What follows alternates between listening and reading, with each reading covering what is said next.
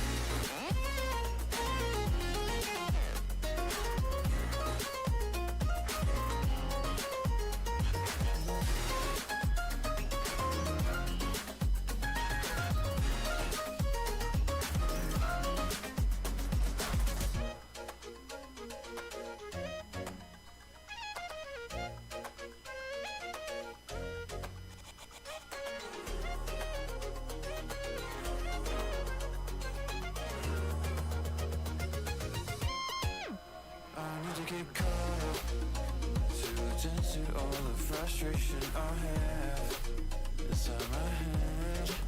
Tell me to go away again, I guess. We can all be warriors, assassinate the foe inside your mind. And over time, raise your voice, watch it cut through the end.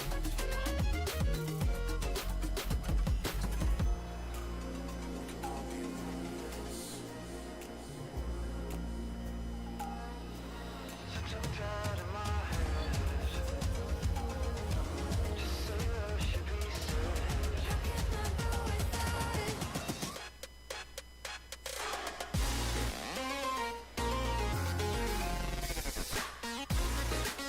it?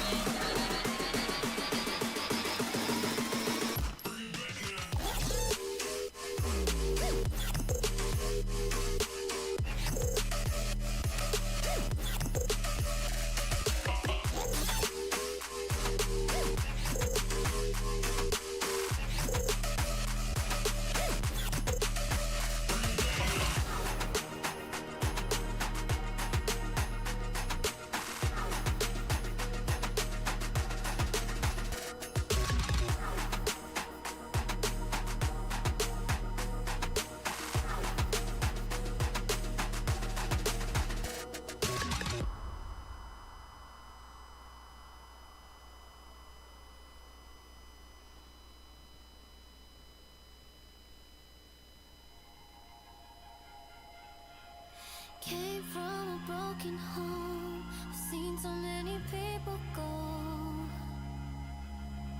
Learn to make it on my own. It's easier for me to be alone. So how are you?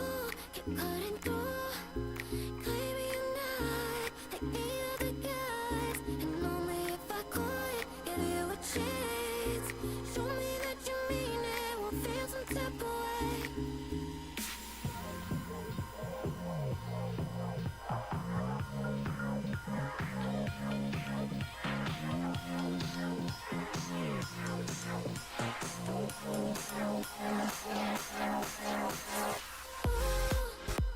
Why do you keep chasing clouds? Believe before I feel something. Before I go and change my mind. I said, why do you keep chasing clouds? Believe before I feel something. Before I go and change my mind. Something must be wrong with me. Keep wanting just to see you show up at my door. Et même quand je suis froide, un peu indifférent, tu continues tout de même de montrer tes efforts. I'm trying to keep my heart in peace. I just can't think about the way that I feel. It's too hard to trust. I mess it up. I just can't risk to be falling like this. Oh, why do you keep chasing clouds? Before I go and change my mind.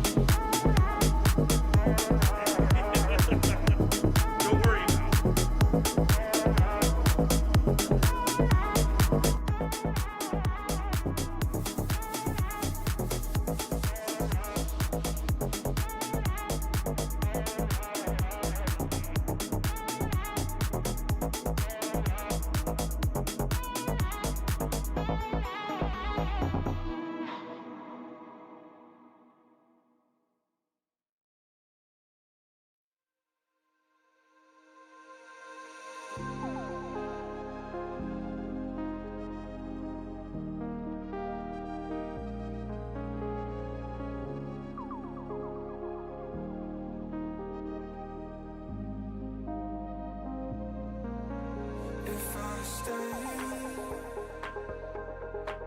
would you run from me?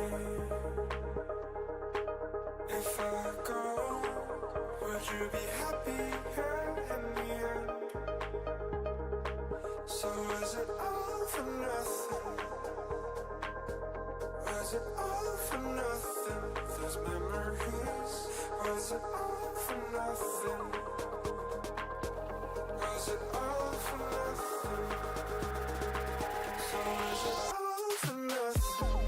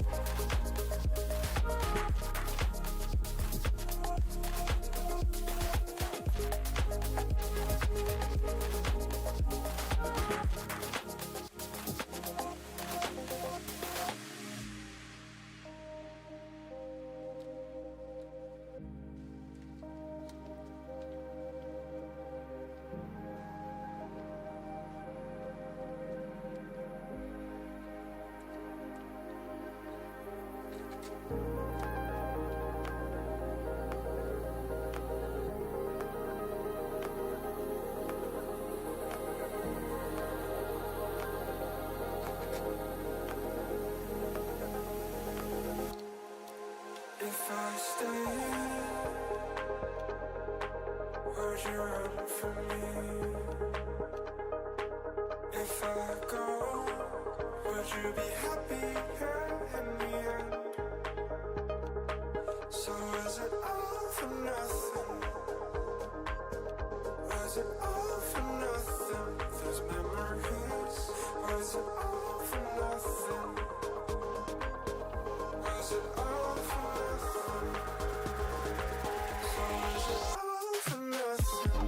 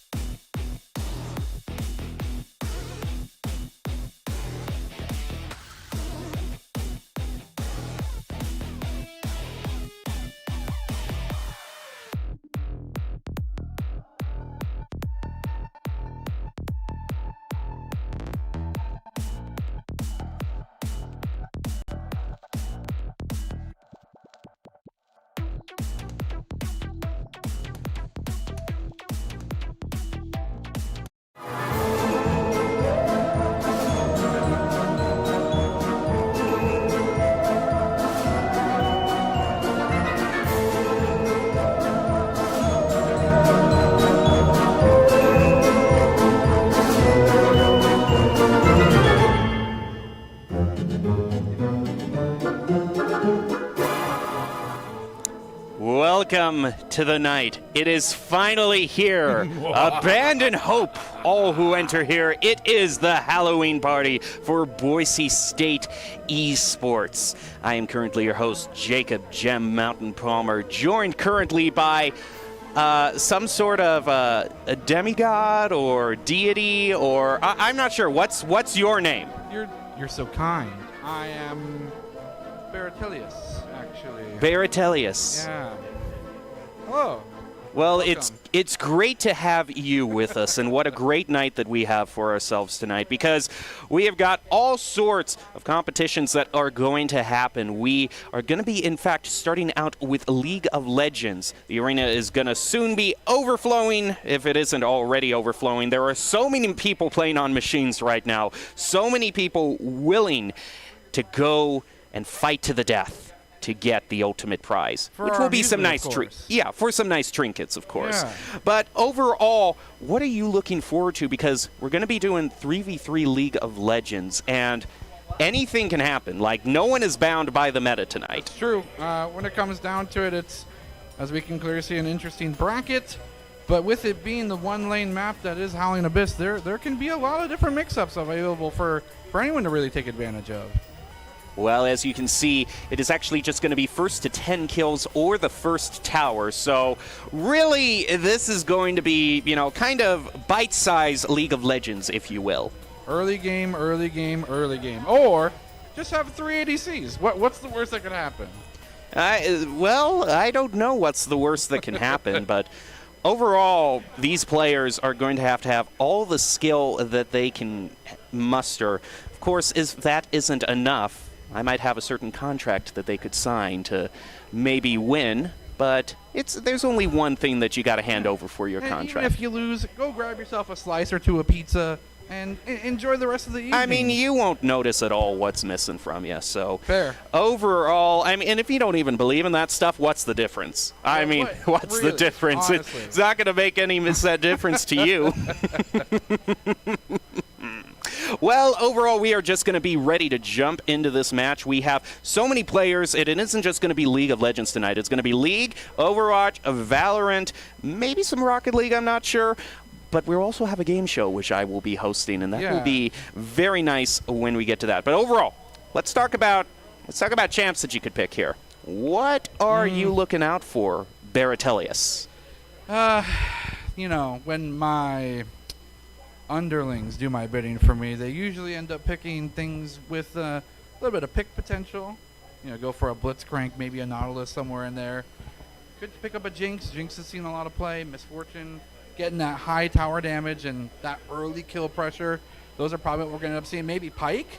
Pyke's an opportunity, but at the end of the day, got to stick with my boy, Gragas.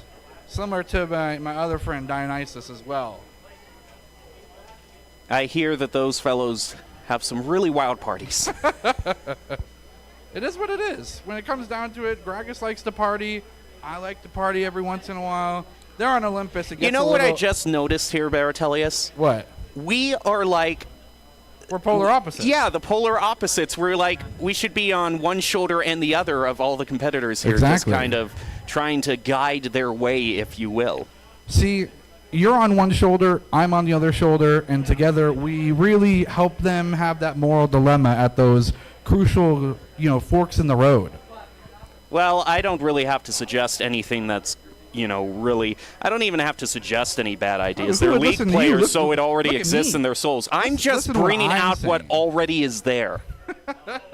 It's self-explanatory at that point. But, at the end of the day, one gilded in gold might be the most appetizing, and that is clearly me. Well, I don't know. I just prefer a nice, sleek, soulless look, True. if you will.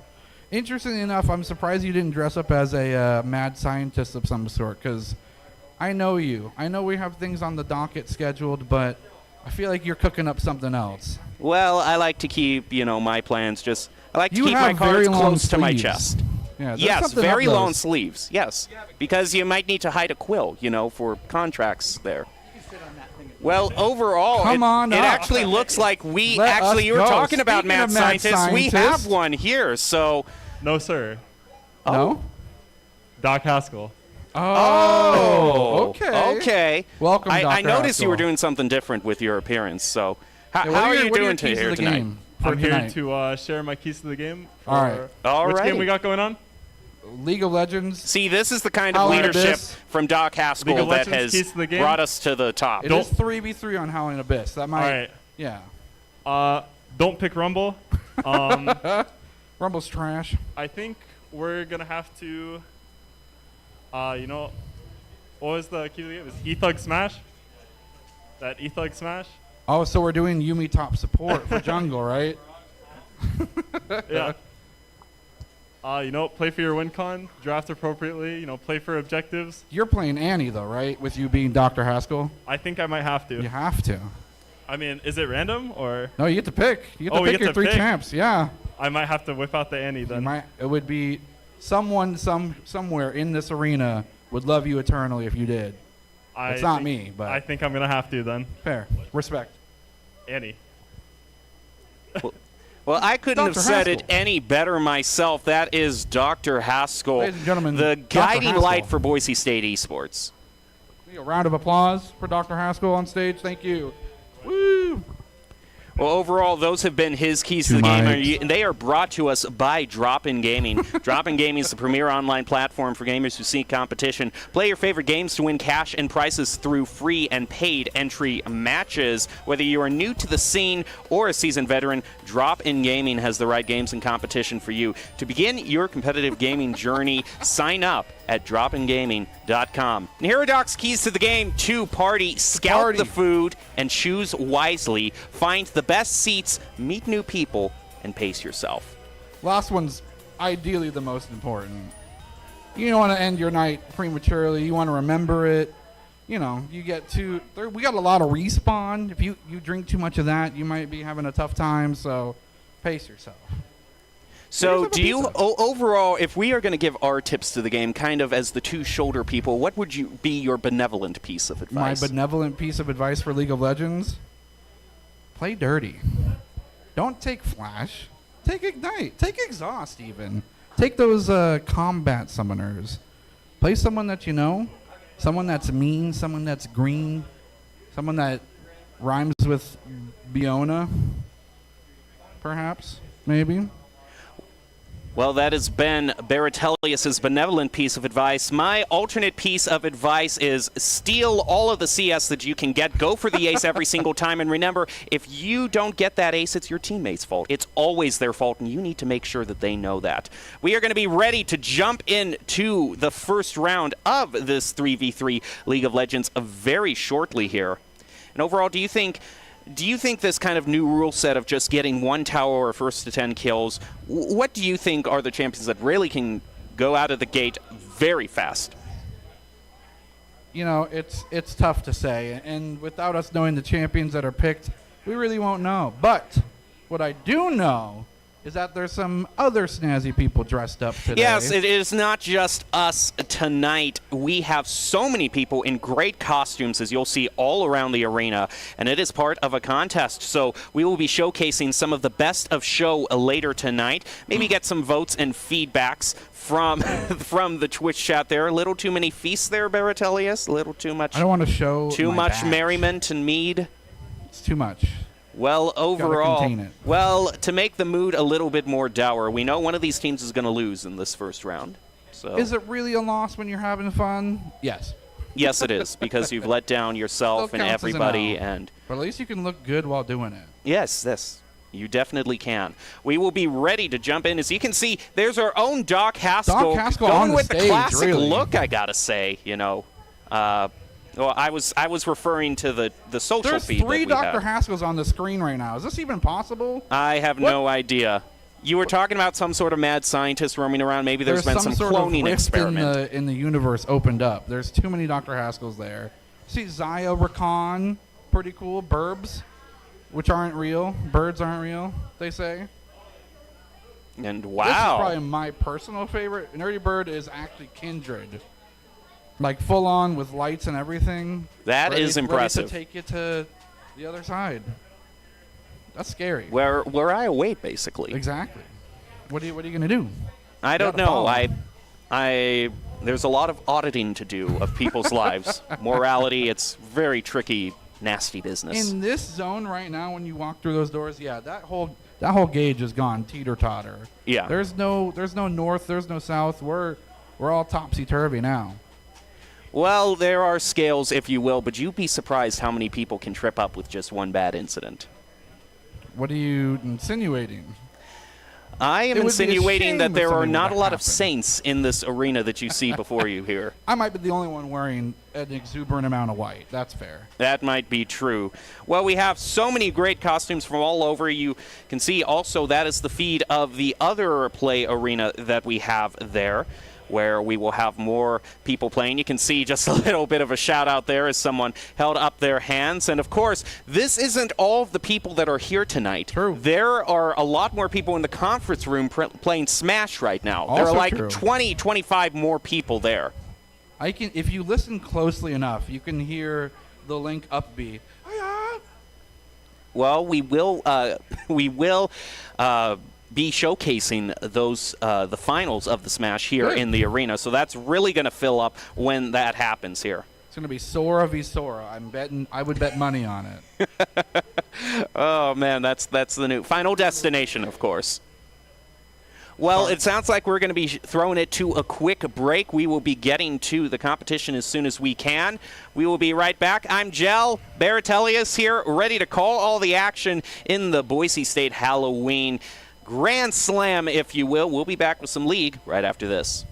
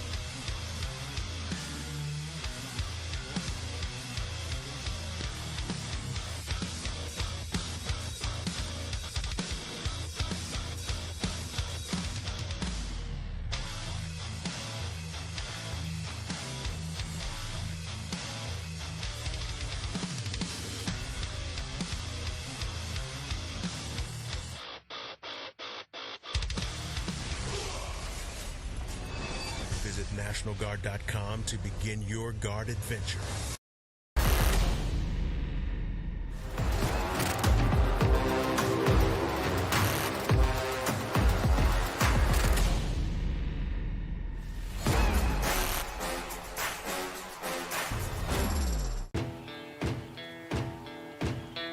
Here are a couple lessons I've learned over the years.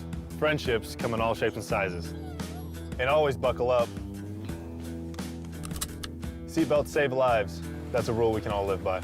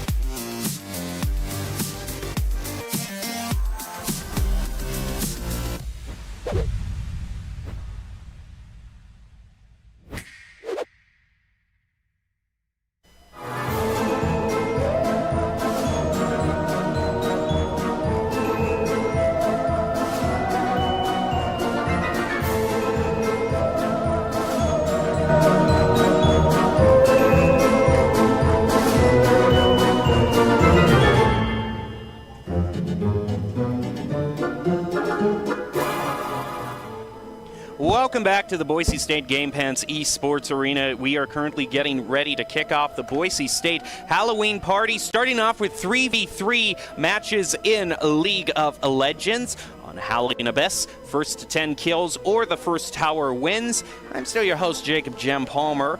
And Baratelius, unfortunately, was a little bit occupied right now. So we are going to have another co-host. I'm just going to let you introduce yourself. How are you doing? Great. My name is Sergeant First Class Castro. I'm with the Idaho Army National Guard, and I'm here as the Boise State's representative. Well, it's great to have you with us here. Idaho Army National Guard, such a great partner of Boise State. Tell us a little bit of how you've set up this event and have been providing prizes as well. Well, we have an amazing marketing team out there on Gowan Field, led by Sergeant Valencia and Sergeant Torres. They come up with some amazing ideas, and you know, with the backing of our state and every support that we have provided some headsets, I believe a PlayStation 4, if I'm correct, for a couple of the different events. I know the winner of Among Us is supposed to get, I believe, Roblox now? Loot box. So we have a couple loot boxes to give out that is with assortment of prizes. Of course, it's always nice if the loot boxes are ones that are guaranteed to have things that you want in there. So it's great. Overall, how has the general mood been leading up to this Halloween event? You know, we are showcasing all different types of games that are here tonight. And what are some that have really that you've been most excited to see? For me, definitely League of Legends. I just barely downloaded it myself, so we'll see how that goes. And I'm looking to find some partners to play with later on as well. Well, it is going to be quite an interesting test of patience, if you will, a test of fortitude to see how the players go, especially if you are going to be going up against some of the teams here. I know we've got Baratel with Notkoba, who is a former Boise State League of Legends varsity player, so very frightening teams to go up against in this tournament. But is there anyone that you have your overall eye on? Any friends that you have brought here, or if not, your relationship just with Doc going forward and what it means to bring this event to broadcast? Definitely with Doc, but especially with the school, all the kids that go to Boise State, just so that they know who I am, and when they can see me on campus, they know who I am and put the face to the name and get me out there. Well, let's take another look at the arena overall. As you can see behind me, people are filing in, ready to cheer on these teammates. We have a lot of different costumes on there. Of course, our very own Doc Haskell there, ready to show everyone how it is done. Getting ready to head into League of Legends 3v3 in Howling Abyss. We will get there as soon as we can. But overall, I know you say that you're still relatively new to League, but do you have any champions that have kind of caught your eye at all? For me, I've been following a lot more of the Call of Duty franchise, so a lot of Fair. major gamers. That's, for me, that's the number one. And I watch a lot of the guys on the stream on YouTube mostly. Couple of them on Twitch, but nobody in particular. I'm still trying to find my way through all of them. Yeah, there is a lot to go over here, but if Doc is on one of these teams, I would look forward to the Annie. We'll see if he will get the chance to bring that pick out. But overall, as you can see here, it is 3v3. It's going to be ARAM 10 kills, or the first tower is going to decide it. So you don't have to get all the way to the Nexus. It is just going to be quick, rapid fire rounds. So we can see some of the names of the teams: Enchanted, Hobgoblins, Bloodsuckers, Cauldrons, Possessed, Shivers, Phantasms, and Poltergeist. It is definitely going to be a very frightening, very exciting round, and it's all presented to you by the Idaho Army National Guard. And they invite you to take your critical thinking skills into real time with more than 10 jobs offering a $20,000 bonus and your degree of choice paid for. The Idaho Army National Guard is one of the best teams to join out there. You can reach out to them on Twitch at iGuard Gaming. And tell us a little bit more about kind of the outreach programs that you've had here at Boise State. We've kind of lightly touched on that, but what are kind of some of the main questions that some of the students have when they're thinking of joining the Army National Guard? The biggest thing is, what is the difference between what we offer and what a lot of the other branches offer? My biggest go-to is the fact that you can start earning your education and start getting your degree right after completing basic training in AIT. You come back fully qualified and take advantage of all the amazing benefits that we have to offer. And the biggest thing that a lot of Boise State students are not necessarily local to Idaho. So the fact that we're a part of the National Guard as a whole, they can go to any state if they want to after graduating and just moving to wherever they choose to take their life. Well, speaking of just kind of assignments and places where people might go, what are some of the things that they can expect when they join the Army National Guard? You know, I imagine there's a lot of stuff like disaster relief that the National Guard can get called out on. Just kind of bring us through, you know, what kind of difference does the National Guard make in people's lives? Absolutely. So there's a huge, big kept secret that we have that a lot of people don't realize. When they think about the National Guard, they think that we're just state, local, and that's all we do with natural disasters, fire, hurricanes, you know, floods of that type of nature. But we actually do a lot more outside the country as well. So just recently, our aviation unit went to Guatemala, and they were down there building hospitals and schools. And a lot of my own soldiers who I recruited myself were down there sending me videos of them flying around in helicopters and just being a part of the community. And I think that's the biggest impact that we can have, not only as an organization, but as a family as a whole. Yeah, I think that's one thing that a lot of people kind of don't necessarily realize about joining the military is that, you know, not everyone has to be an infantry. You know, there are lots of different skills and different assignments that people can have. I know my brother, who's currently in the Army right now, is a combat medic, but he can use that to, you know, help if he wants to take a career path as an EMT once, you know, he's out. So a lot of different kind of skills that people might not necessarily think of that the National Guard and the military at large can provide to people. No, absolutely. So for myself, I enlisted when I was 17 years old. I had zero experience as being a mechanic. My experience that I had in high school, I was more into electronics. So I went and did computer repair, that as my vocational education. But when I chose to go into the Guard, I wanted to do something that I can help benefit. And a lot of my friends were already in the service. And I took that time to become a mechanic myself. I had zero experience. I couldn't even have told you how to change oil at that time. Didn't know what the tools were called, how to use them at all. And when I went to training, I actually graduated top of my class and came back. They offered me a full-time job with the Guard, and I took it. And I spent 12 years working as a mechanic, became one of the best mechanics we had in the state. Well, it is great that you are doing all of these outreach to our students here at the Boise State student body here. Looks like we are going to be ready to jump into our first match, the Enchanted versus the Ghosts. And it's going to be quite fun to see if we have any sort of familiar faces. We will jump into that match as soon as we can. But overall, just kind of tell us a little bit about what are some of kind of the most unexpected fun things that you've been able to do in your career in the National Guard? Like some sort of special event, or maybe on a deployment you got to do something that was like, wow, that's really something I never would have expected to do. Well, definitely, let's start with this one. As a gamer and a nerd myself, I would love to be able to do this full time, and now I am. I'm here getting to watch people play video games. I know my kids are at home probably super jealous of me, and that's fine. But I'm here enjoying my day, and this is awesome. Being able to get to be a part of this, esports, I love it. Well, we just want to thank you for your involvement just in the military as a whole, and thank you for your partnership with Boise State Esports. We're going to be ready to get into ARAM very soon here. Once again, to remind everybody, it is kind of a shortened version of League of Legends. They don't have to get to the Nexus. All they have to do is take down one tower or the first to get to 10 kills, and they will have the win in that round. We're still gathering everybody up, waiting for the tournament itself to start, and we will bring you that action as soon as we can. So you mentioned that you are into kind of a lot of Call of Duty. What are some other video games that are kind of popular amongst you and, you know, your buddies at the National Guard? Well, definitely, I think I started with Final Fantasy as being my overall all-time favorite as a kid. But I've been around since Atari, you know, Pong, all those video games is what I grew up doing. Mario Brothers, all of them. So to be here around some of the nostalgia arcade games and things like that really brings me back to my childhood. But to seeing where we've evolved to with the gaming community now it's amazing.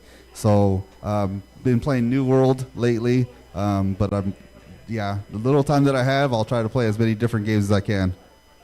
Well, it is interesting that you mentioned all of those classic arcade games because we do have a lot in the hallway, and there are high score competitions among those too. So whoever can get the high score in Space Invaders, Asteroids, or Pac-Man will be getting some prizes going their way. So a lot of people, you know, it's easy to just look at the arena itself and say, wow, that's pretty full. But there are so many more people just in the hallways, in different rooms, just playing all sorts of video games right now. And it's going to be great when we can highlight one of those matches and bring them to you. Like I said, though, we are starting out on the Enchanted versus the Ghosts in League of Legends. We're going to be starting off that tournament very soon here, just waiting for the official word and some of the players. There you can see a lot of them are on the stage. We have 6 seats on the stage, and I said this 3v3, so we can host teams 2 at a time there. Of course, I should mention also the stage is recently equipped with some new machines as well, carrying 3800. So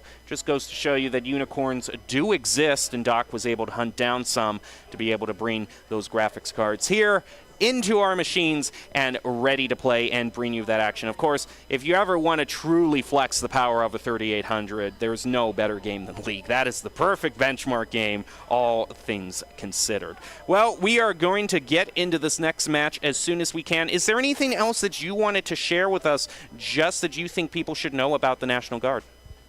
So what I have on my Instagram is I have a link tree on there, and for a lot of kids who don't know what to expect or don't know how to take the ASVAB or things like that, or what to even study for, there's links on there. There's plenty of different options. Like you mentioned, we have over 130 different MOSs or jobs to choose from. And for us, it's not about what we need. It's about what you want and what you want to do with your career. It's super flexible, and we really do care about where you're going to go. Alrighty, I just got the word from production here that we have the Enchanted on stage. It looks like they were just starting their match, actually. I just saw the load out there, so we are going to be ready to get into that in just a moment's notice. Once again, Enchanted versus Ghosts, first round that we have in this League of Legends tournament for the Boise State Halloween Fest. It is going to be a great night. You're going to want to stick around for all of the festivities here. And we are going to get into that match very shortly. Of course, be on the lookout for those different gamer tags. We're going to see what familiar faces pop up in this overall tournament. And we are just moments away from starting it. So overall, we're kind of you're going to get a first look at some of the champions that people choose. I'm going to be asking you the question of kind of which, just in general looks-wise, would you most like to have if you could ever recruit them to the National Guard. So be on the lookout for what are you looking out for? Honestly, though, to me, as not only as a recruiter, but somebody who's been in the organization for a long time, I honestly don't care what they look like. I care more about what's inside. I want the ones that have the biggest heart, because that's honestly all we need. If you have heart, we have the leadership, we have the capacity to show you and lead you in the right direction. Well, that is a great sentiment, and really glad that you open your doors to so many different people and students. Just overall in the conversation that we've had tonight, where can people go again if they want more information about joining the National Guard? So for me, myself, my Instagram's iguard_Martin Cashflow. That's also my Snapchat is just Martin Cashflow. And or they can go to the 1-800-GO-GUARD or the nationalguard.com, any of those websites, anything local. There's a bunch of flyers that we have up front as well. There's a QR code that's flying around. I believe it's on their passes as well. That goes directly to me as well. Well, that is great. We will definitely hope that a lot of people check that out and consider that as an option in their future. In the near future, though, we are just about ready to head into this League of Legends match, a 3v3 Enchanted versus Ghosts. And here we go. Now, as I can point out here, we have a team made up of three students who are already in the League of Legends varsity team as well. So we have some great choices. I do have to say, I do love Gourmet Cookies on the Amumu here. I just love seeing him wherever he is. In case you don't know, his attack is crying. He can take people down just by crying around him. And that is a beautiful thought in the Halloween spirit, if you will. I love it. Well, we were just ready to jump into the loadout. Looks like they were just straightening up a few things. Of course, we did see some other picks. We saw Yoni and Aviana be brought on board as well. We also have Ezreal. He is a very popular character, always seems to kind of be in the meta in one way or the other. And the interesting thing about Ezreal is kind of the one thing you want to watch out for him. He is the one being controlled right now by 9mm Opshada there. And he is a character that's normally, you know, he's what's called an ADC, and he's all about kind of building up his power later in the game to really kind of one-shot opponents. So I'm wondering just how he is kind of going to be played in terms of the early game here. Of course, you also see that brush there. The players can hide in that if they want to try to keep anyone at bay. So right now, X-Ray just taking a little bit of damage. It looks like Park is just sending a few shots out there. We do see the minions have spawned there. Now the minions are going to be kind of your first foot soldiers, if you will. They are the ones that are just kind of going to automatically go toward the enemy and just start attacking at random. But if you take out those little guys, you start to get gold, and gold is kind of your main way of buying better items, making your champion more powerful. And there you kind of see the little gold amounts popping up above everyone there. We're going to see them start buying better items and getting more powerful as the game goes on. So keep a look out for that gold level at the top of the arena. You can see there. The tower counters, we're not going to be too concerned about that. Which we really want to look forward to is the gold to kind of see how people are doing in farming that CS, and then also the eliminations, because first to 10 is going to win in that regard.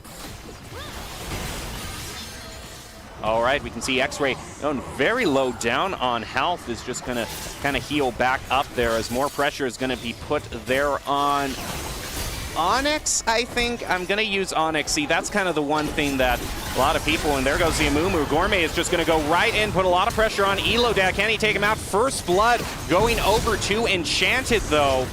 They are punishing that Amumu for that early dive there, but Elodad very low on health. It's going to be Yone. Onyx taking that double there. And so a great fight back from the Ghost there, being able to get an early advantage there. Looks like Ghost is holding strong. Yeah, the Ghosts are doing pretty well, especially since... Oh, but look out for Onyx there. He has to dash away there. Very low on health. Now that Cookies is back on the field, he is trying to put some pressure onto Park right here. But I don't know if this is it. Pushing him up against that wall, stunned him a little. But again, Cookies very low on health, very aggressive on that Amumu. It just keeps paying for it. There goes a shutdown there. It's going to be going on to the Yone after that double. So now Enchanted has fought back. We're looking at a very even match thus far. Crucial thing you might want to notice here is that the flash is gone for Cookies and Onyx. That is kind of Summoner's ability that is very crucial in League of Legends. Just allows you to kind of teleport a short distance away. So keeping track on who has that online. It is only X-Ray, who is extremely low on health right now. Just one wayward shot would be enough. Of course, we are up to level 6 for a lot of these players. Crucial time when the ultimates are going to be online for them. But a lot of damage there. You also got to pay attention to Ghosts. Their first tower is almost down to half health, and that is just going to be enough to end it for Enchanted as well. So even in terms of just overall kills that have been on the board, it could be the tower that decides this right here. And okay, it looks like we might just be calling it right there with Enchanted winning. I'm not exactly sure how that transpired, but they are going to be moving on to the next. Oh, no, looks like that was just a false alarm there. So we are back to the action, but Enchanted certainly looks like they're on their way to winning. Look at Cookies, though. Was able to squeak out a few eliminations there, but got shut down by the Ezreal. 9mm off there, doing a great job. It's going to be going up against Onyx, who has the health advantage right now. so might be trying to start this engagement. Of course, they have to be very cognizant of the Ghost. Their tower, it just keeps getting mowed down. As I was talking about those minions earlier, they are just kind of doing chip damage to that tower a little bit at the time. It is already at half health, so the only really thing here is that the Ghosts really have to think about kind of moving in and trying to get these eliminations before that tower of theirs is mowed down. An interesting thing I want to point out is that Amumu skin, actually, that is Vancouver Amumu, if I'm not mistaken, was made during the Vancouver Olympics to kind of replicate their mascot there. So that's a big thing kind of in League here. A lot of people love to show off those cosmetics because while League is free to play, the cosmetics certainly are not. And there we go, trying to dash in there again. Onyx not putting a whole lot of damage. All that really Enchanted has to do is kind of get more poke damage, get this tower. Of course, they might have to wait for the next minion wave because they cannot get to that too close to that tower initially, because that tower will start taking shots at anyone who gets too near.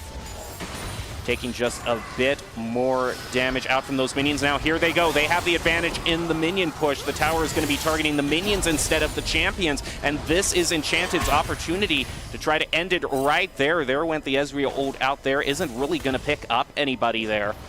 But X-Ray and Onyx down at below half health there.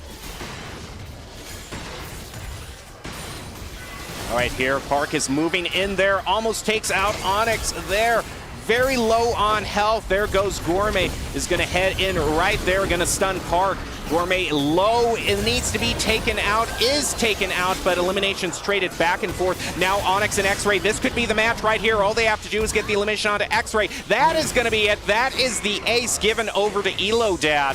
And now all they have to do is just wait for those minions to clear out, let them push to the tower. The target just needs to target the minion, and they are going to be able to take that out. Enchanted getting the victory. First round here in the Boise State Halloween Challenge. So great job to them there. But overall, you can kind of see it's very kind of interesting how they could get the victory on the kills themselves, first to 10 kills, but it was overall kind of the positioning of the Ghosts that really kind of gave them away. They just let too much space be given up to that tower, and really it was kind of the minions who just kind of gradually farmed that tower. That was a great strategy. They did amazing. Good working together and everything, so that was awesome to see. Well, we are going to see who is the next round. Of course, we have so many people on so many different machines that we can just jump into the next match very soon here. We'll see who is brought out and who overall these players are playing. Of course, again, there's another live shot at the extra kind of battle arena that we have. A quick shot over at the spectators right now. A lot of people gathering around a kind of our multi-arcade game there, but there are more in the hallways. But overall, kind of an exciting finish there. What did you think about kind of looking at your first match here of League? I'm definitely picking up on a lot of different techniques, and the strategy of them working together was awesome. Definitely excited to go home and play it myself. Yeah, it is. Just make sure you have some friends to play it here. Yeah. Solo queue can be a bit rough, but overall, it is a great game to play if you have a lot of friends with you. So we see it looks like they are clearing off the stage. We're going to get ready for another team to kind of log in there, and we will cover that match when it happens. So overall, I think this might be a good time to take a short break. Yeah, I think we are going to take a quick break between rounds and be back with more League of Legends right after this, so please stay tuned.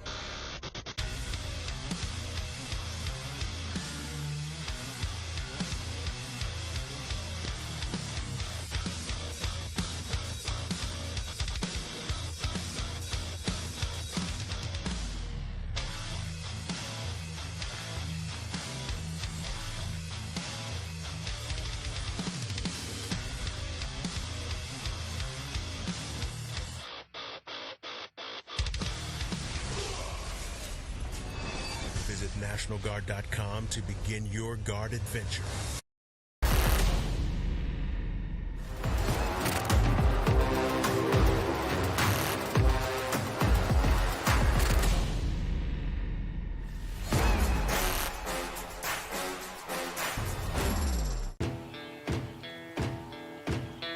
Here are a couple lessons I've learned over the years.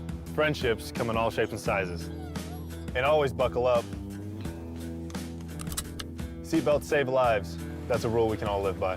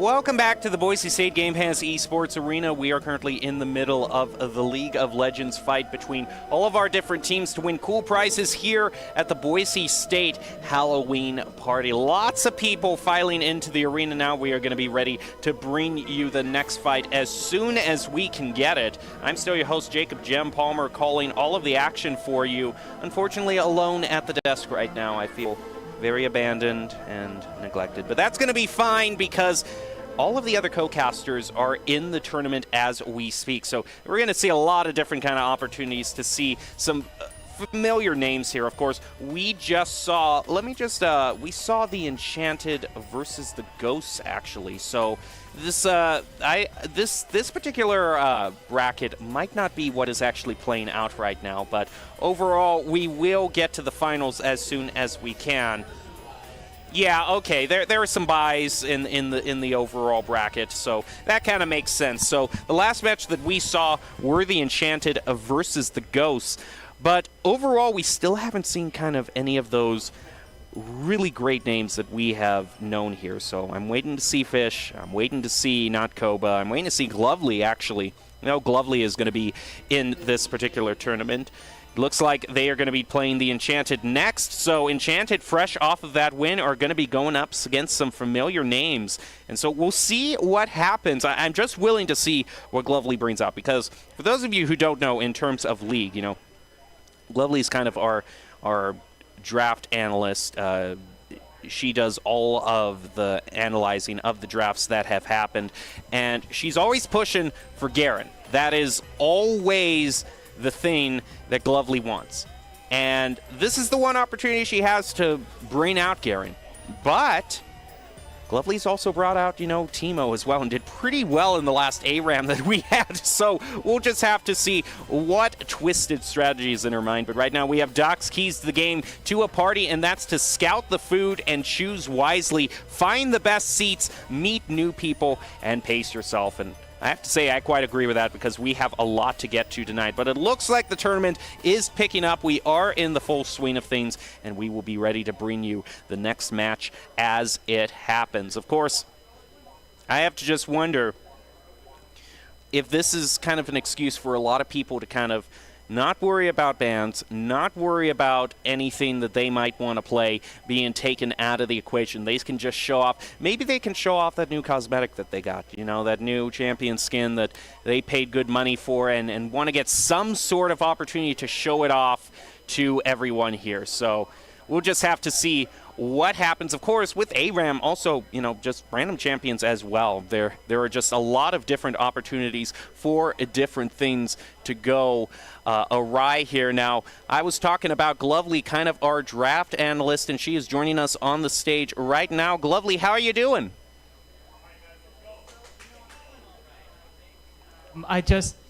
There we go. Hello.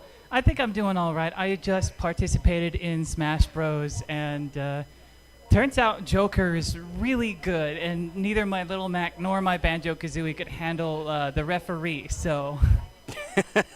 Well, it's not like, man, I just think of Little Mac. I think of having very low ability to actually recover from being knocked off the stage. I mean, it is painful, that recovery. I mean, once you can close in, it's pretty nice. But if you get whenever you land ding ding, it's nice. Yeah, the ding ding noise. That's my favorite sound in Smash Bros.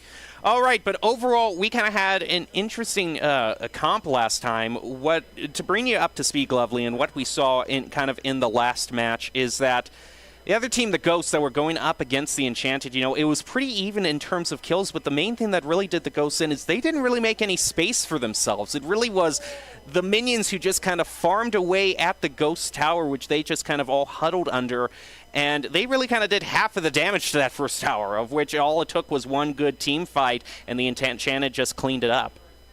I mean, I didn't actually get to see what was going on, but from the sounds of it, sounds like a very poke-heavy composition. And those can be pretty common on Howling Abyss. You see a lot of Lux, Ziggs, champions with long range and a lot of damage that they can put out safely and good crowd control to make it hard to close in, just because it covers so much area. So knowing some of the players that are participating on the Rift for this round, I think we're going to see some interesting champions out there. I know that Ray in particular has a very good Zyra that she's used to excellent effect before against the Rocket League team, so I'm excited to see what they do here today. Yeah, we saw some interesting picks, kind of probably long range hero. The Ezreal was really good for the Enchanted. That's what one of the champions, that they had and kind of allowed them to victory. Kind of not really you're talking about poke damage. I really don't know what the Ghost could have done, considering that they got stuck with an Amumu last round. So. I mean, when you consider the options for poke damage, your options are to either engage on it with something like, say, Nautilus or Leona. You can try to heal through it with a healer caster, like maybe a Nami, a Sona, even a Seraphine if you can. Or you could just, I guess as the kids say these days, get good and dodge all of those skill shots.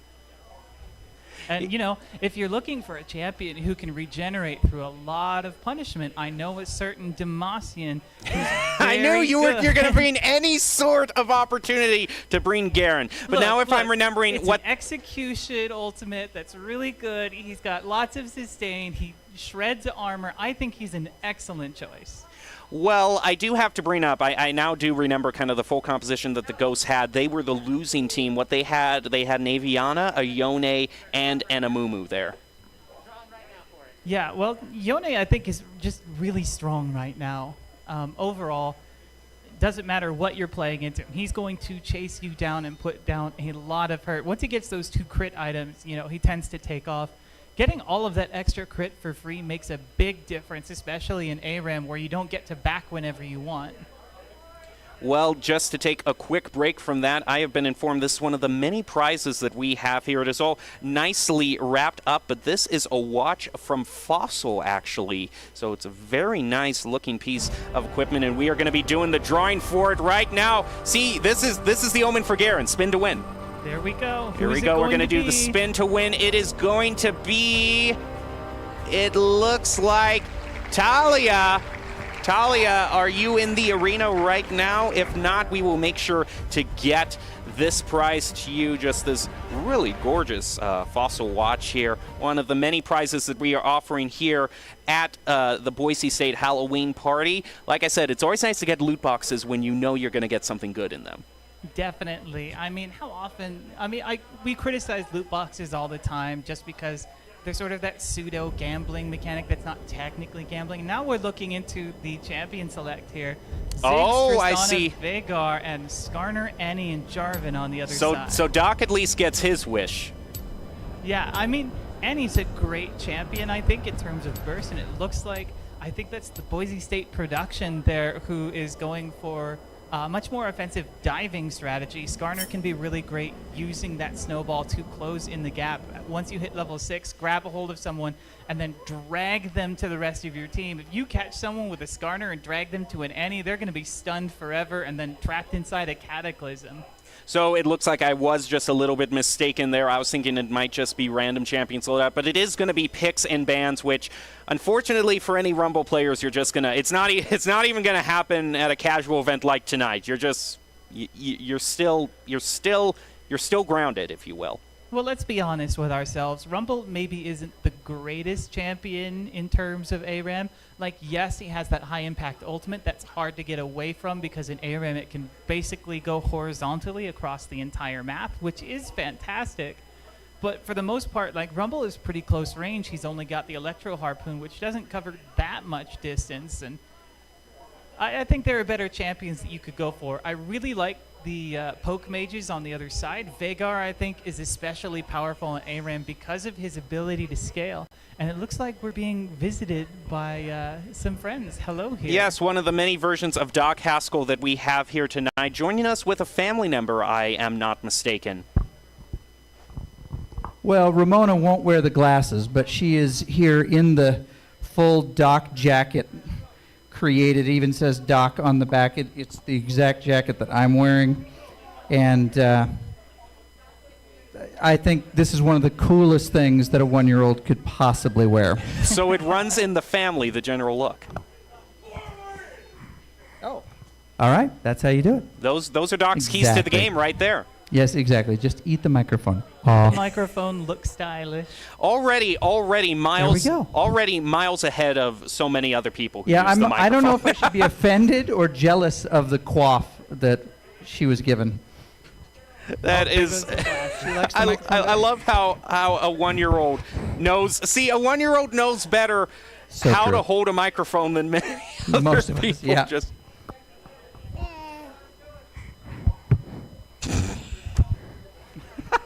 So against these guys, Fish, are they gonna get any eliminations against basically Ascent, Elodad, and Light Pulse up there? Whew, that's the Enchanted. Yeah, the Sounds Enchanted like has certainly been on a roll. We're going to be ready to jump into that match as soon as we can. I think the real question is going to be, can they close the gap against all of those poke mages?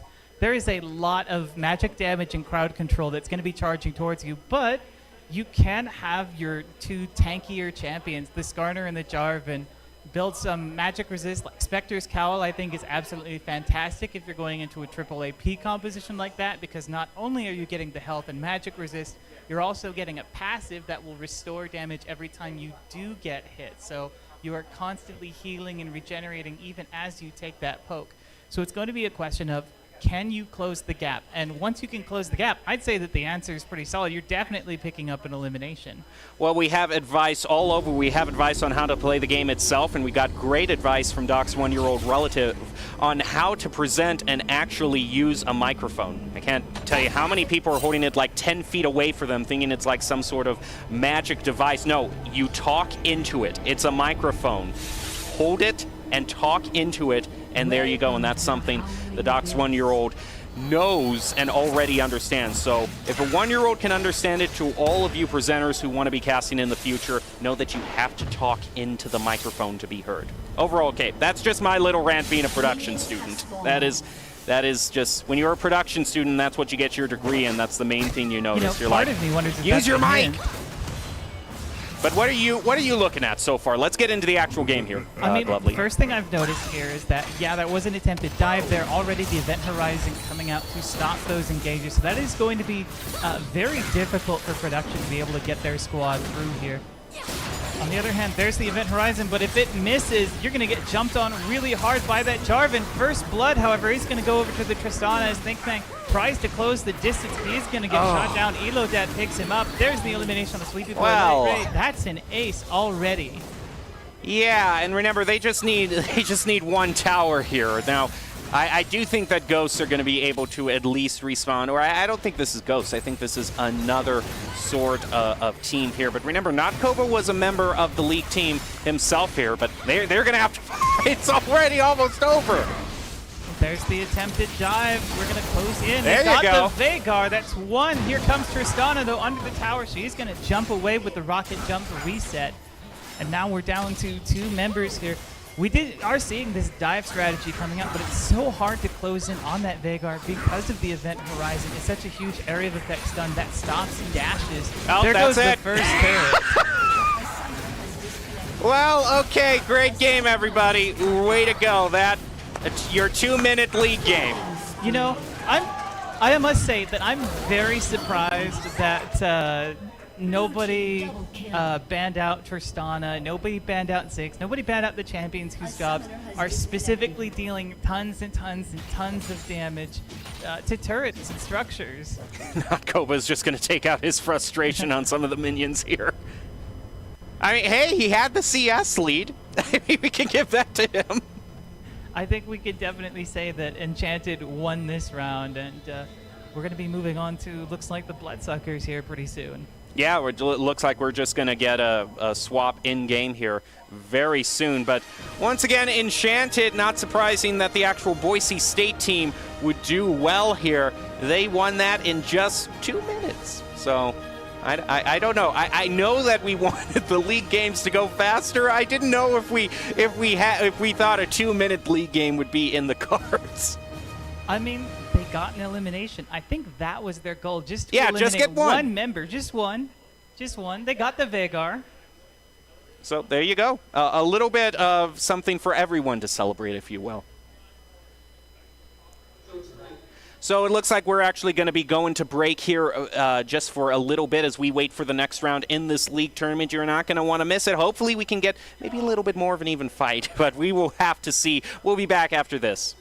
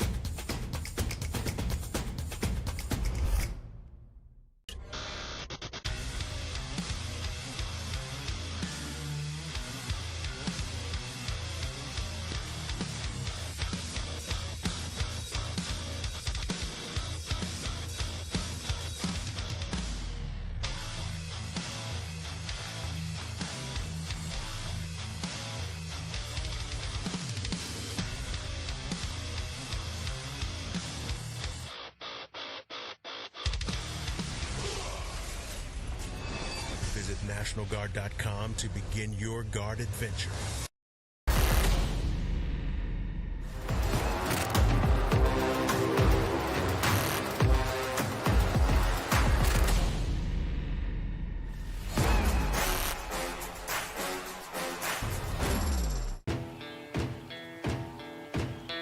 Here are a couple lessons I've learned over the years.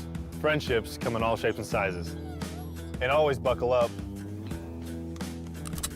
Seatbelts save lives. That's a rule we can all live by.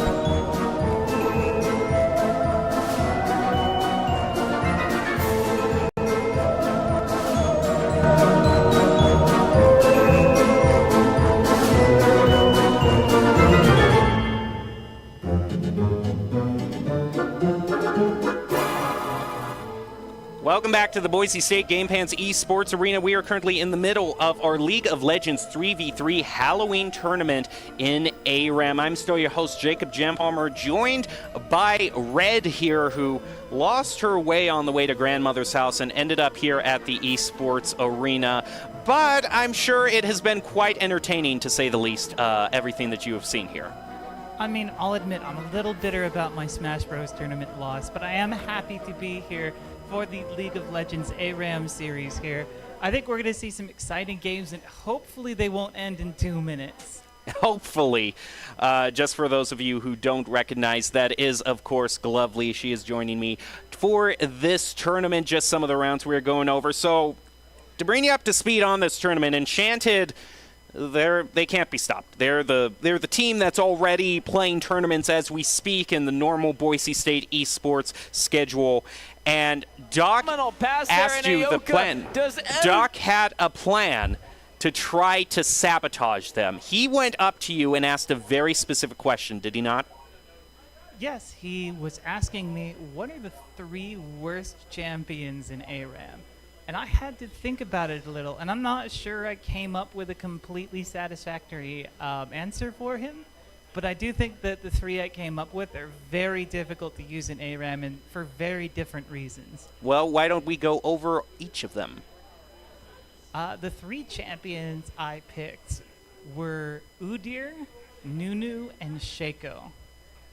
So Nunu and Udyr have a really hard time closing the gap. Hard crowd control can push them away. So a lot of champions like Lux, Veigar, all have abilities to prevent them from closing in, so that Snowball really having a hard time activating. And you do have the fun option to try and hide in a bush and use your ultimate, the Absolute Zero, but that's not always going to be available to you. If you're talking for the Udyr, he has very similar issues. His only ability to get in is with that movement speed, or taking something like Flash or Snowball, the Mark Dash, and trying to get in that way. So if you don't land that Mark Dash and land the Bear Stun, you're probably not going to land anything else, as the opposing team can safely sit under the tower. And finally, Shaco, he's a really great champion in the jungle role on the Rift, but in League of Legends, those jack-in-the-boxes that he's so reliant on can get revealed and cleared away by the minions. So every time a cannon minion shows up, you're going to lose all of your jack-in-the-boxes, basically every other wave.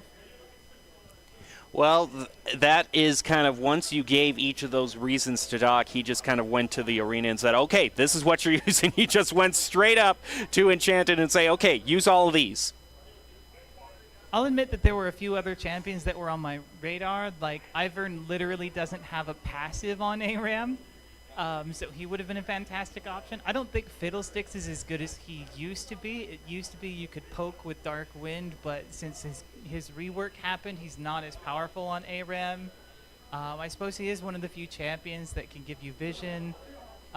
Most assassins, actually, I find struggle on ARAM as well, as long as they're not up against really immobile, squishy targets. I mean, if you're not up against like 380 carries, sure, you're going to have a fine time as an assassin, but otherwise they kind of struggle to get eliminations. Well, overall, we are just going to be waiting for the next match in this tournament to transpire. Once again, this is the 3v3 League of Legends ARAM tournament, the Halloween tournament for Boise State. Of course, not everyone you see spectating in the arena. That does not even begin to cover how many people are actually in the building. I mean, you can attest, you've been in the Smash Bros. Room. That's just packed full. Oh, yeah. Like, it's really busy here at the Boise State Esports Arena, and I'm really glad to have it. It's been a while since there's been this many people here due to, you know, the ongoing situation in the world. But I'm glad we have folks here. They're remaining safely distanced. People are wearing masks. We've got pizza and games. So those of you who aren't there, you're missing out. Yeah, you really are. And, of course, you might be thinking, well, I don't play any of these games. What can I do down there at the arena? We have 3 arcade games that we're also looking for high scores from, in terms of Asteroids, Pac-Man, and Space Invaders, if you will. So if you are more into the classics, then we have those options for you as well. But overall, we have had an invasion on the stage here. I think our Doc Haskell is back on the stage to just talk to us a little bit about what has transpired. Well, initially we were playing for some late game scaling comps with our Ezreal picks, but then we realized it went to first turret. So we went to try and utilize sort of an early game strategy with the Ziggs, Tristana, and Veigar, and we were able to pick out the dub and come out ahead. So overall, if I understand it, I know that Doc is now actively trying to sabotage your chances with the picks right now. How do you feel about that? I mean, it's whatever. We got to play Shaco, and what else? Nunu, Udyr. Yeah, we got to play some we have random to play champions. Shaco, Nunu, and Udyr. So don't matter. We're going to have to get creative, As Doc Haskell always says, the real one, you have to adjust and adapt. I believe that is R3 on the list. He did tell me that. Well, I mean, are you sure you're not just going to, eat the microphone and, dress up nice and... No? I mean, I'm like looking to retire and cast. Like, no, I've had enough of this Make game. no mistake, we came here to win, and we intend on doing that. I did not come here to win. Yo, Doc Haskell can't hold us back. True, actually. That's a great line. Doc Haskell can't hold us back. Well, we will see how much, because he is actively starting to campaign against you. Probably just because you beat Annie. He finally got the chance to see Annie, and you just absolutely bowled over that team. So he's probably looking for revenge in that sort of way.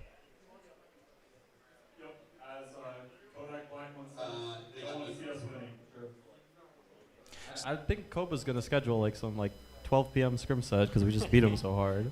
I think so. Like, oops. Yeah, Koba failed the rune check, so he lost my bone plating. Midnight.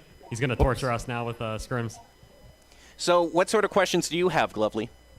I mean, my immediate thought is you've got these 3 champions that you've locked into. I'm sorry for that. I wasn't sure what he was going for when he asked me the question.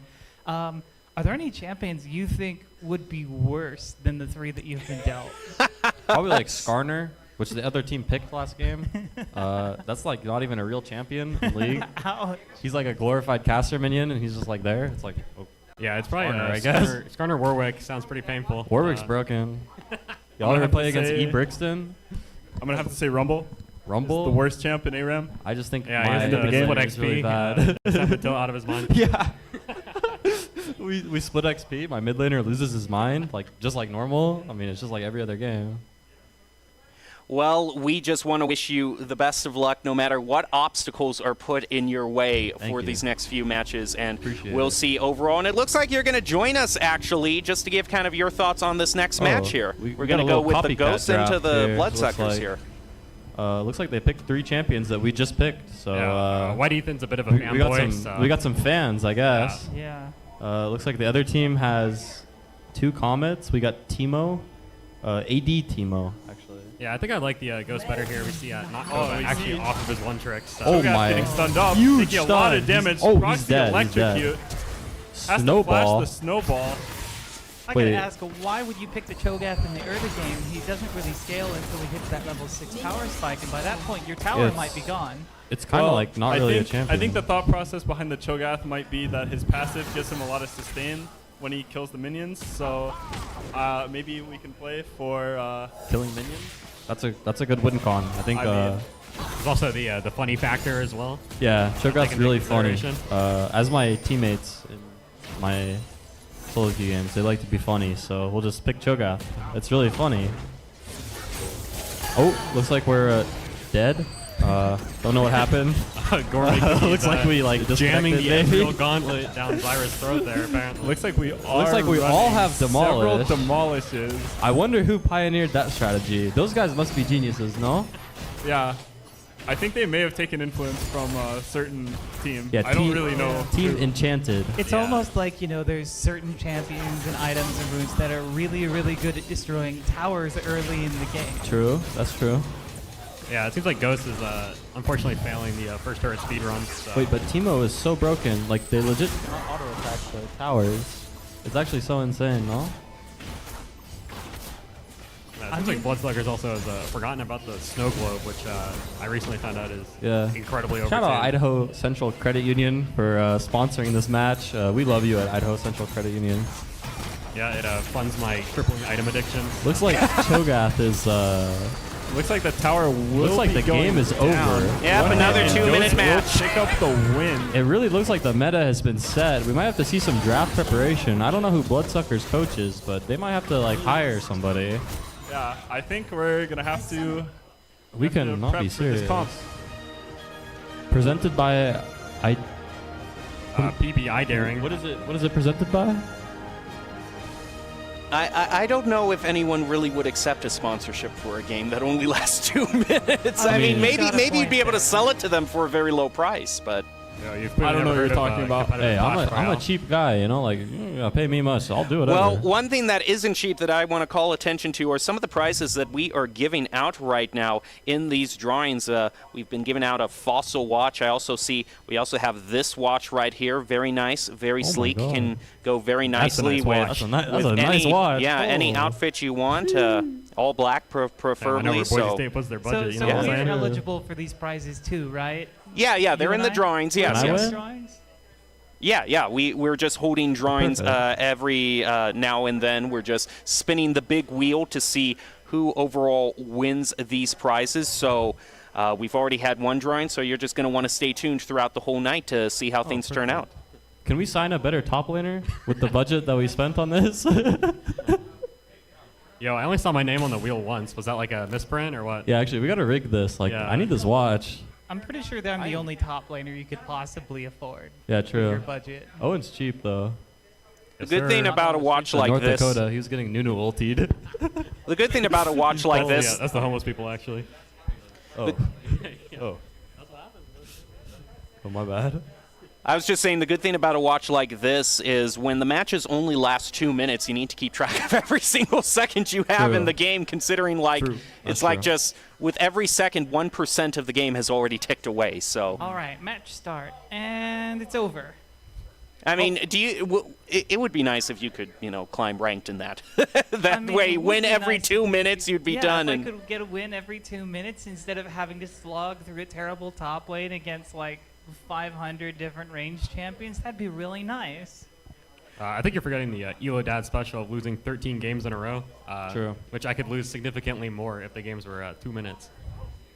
Well, we are going to be getting into the next match as soon as we can. Of course, we will just have to see how all of you do here, kind of the favorites to win this overall tournament, but not if Doc has anything to say about it. I wouldn't call us favorites. I would disagree with Light Pulse here. I would just disagree with both of you. Like I said, we came here to win, and it's a disappointment if we drop a single game. I don't know. I personally We have Elo will Dad not on our be team. letting Light Pulse eat for the next week if we drop a game. I don't need it anyways. Yeah, we're the Damwon Kia of ARAM 3v3. No, true, actually. If we anyone wants to trained long donate and to hard me for too, this. I need some new stuff. I need some money. I mean, maybe what we'll have is sort of that Cloud9 mentality where you do really well in the group stages and then choke in bracket. True. We're gonna get 3-0'd, just like God9. Genji is just too talented. Clit is just so good. His Lee Sin is so good, no? Well, we are still waiting for the next match to be brought through here. I think now might be a good time to just take a little bit of a short break, and we will be back with the next in this tournament. So please stay tuned, and we'll find out how this league tournament turns out.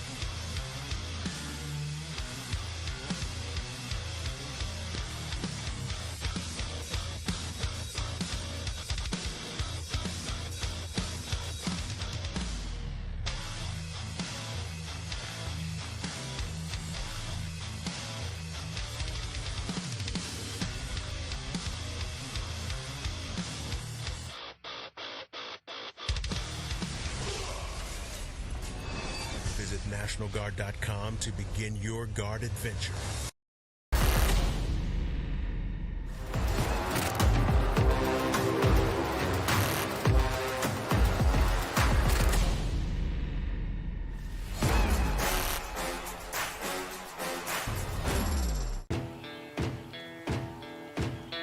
Here are a couple lessons I've learned over the years.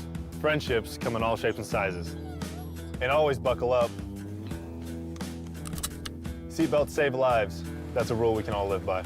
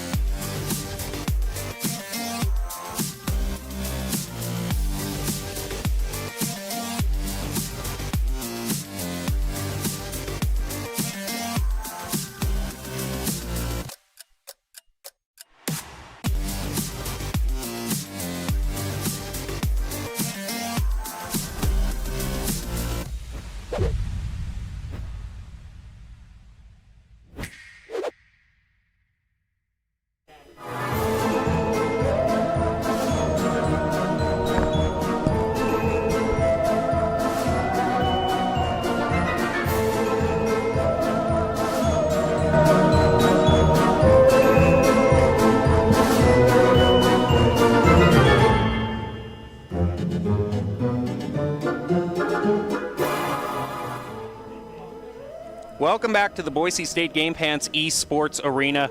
We are currently in the middle of our League of Legends Halloween tournament. 3v3 on ARAM. First to 10 kills or the first to take the first tower will win the match. I'm still your host, Jacob Jem Palmer, joined by our very own Glovely. And Glovely, it has been very interesting to see rounds that last this short here on League. Yeah, you can definitely see that a meta is starting to form around 3 champions in particular due to their ability to deal lots of tower damage. The Tristana, the Ziggs, and the Ezreal, all 3 of them very powerful. You pair that with Demolish, and you're just going to blow through that early tower. And once your tower is down, that's the game.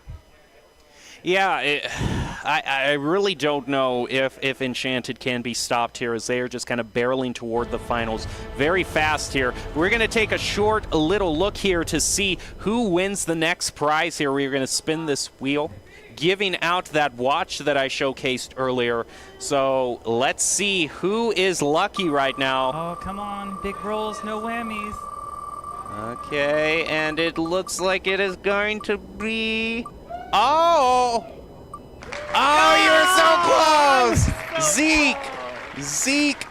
Nepotism can't save me now. Oh, you were just teased there, right? But it's going to be Zeke who is winning that watch, so congratulations to him.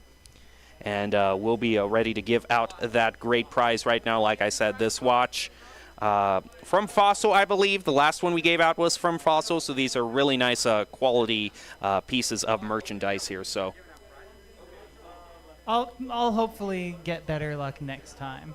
Well, it looks like we have someone who is joining us on stage, someone who really kind of wowed everybody with the costume in the costume contest. We've got Nerdy joining us here. Here, let's get a microphone over here just a second. Just doing things on the fly, making things work. Oh. Yeah.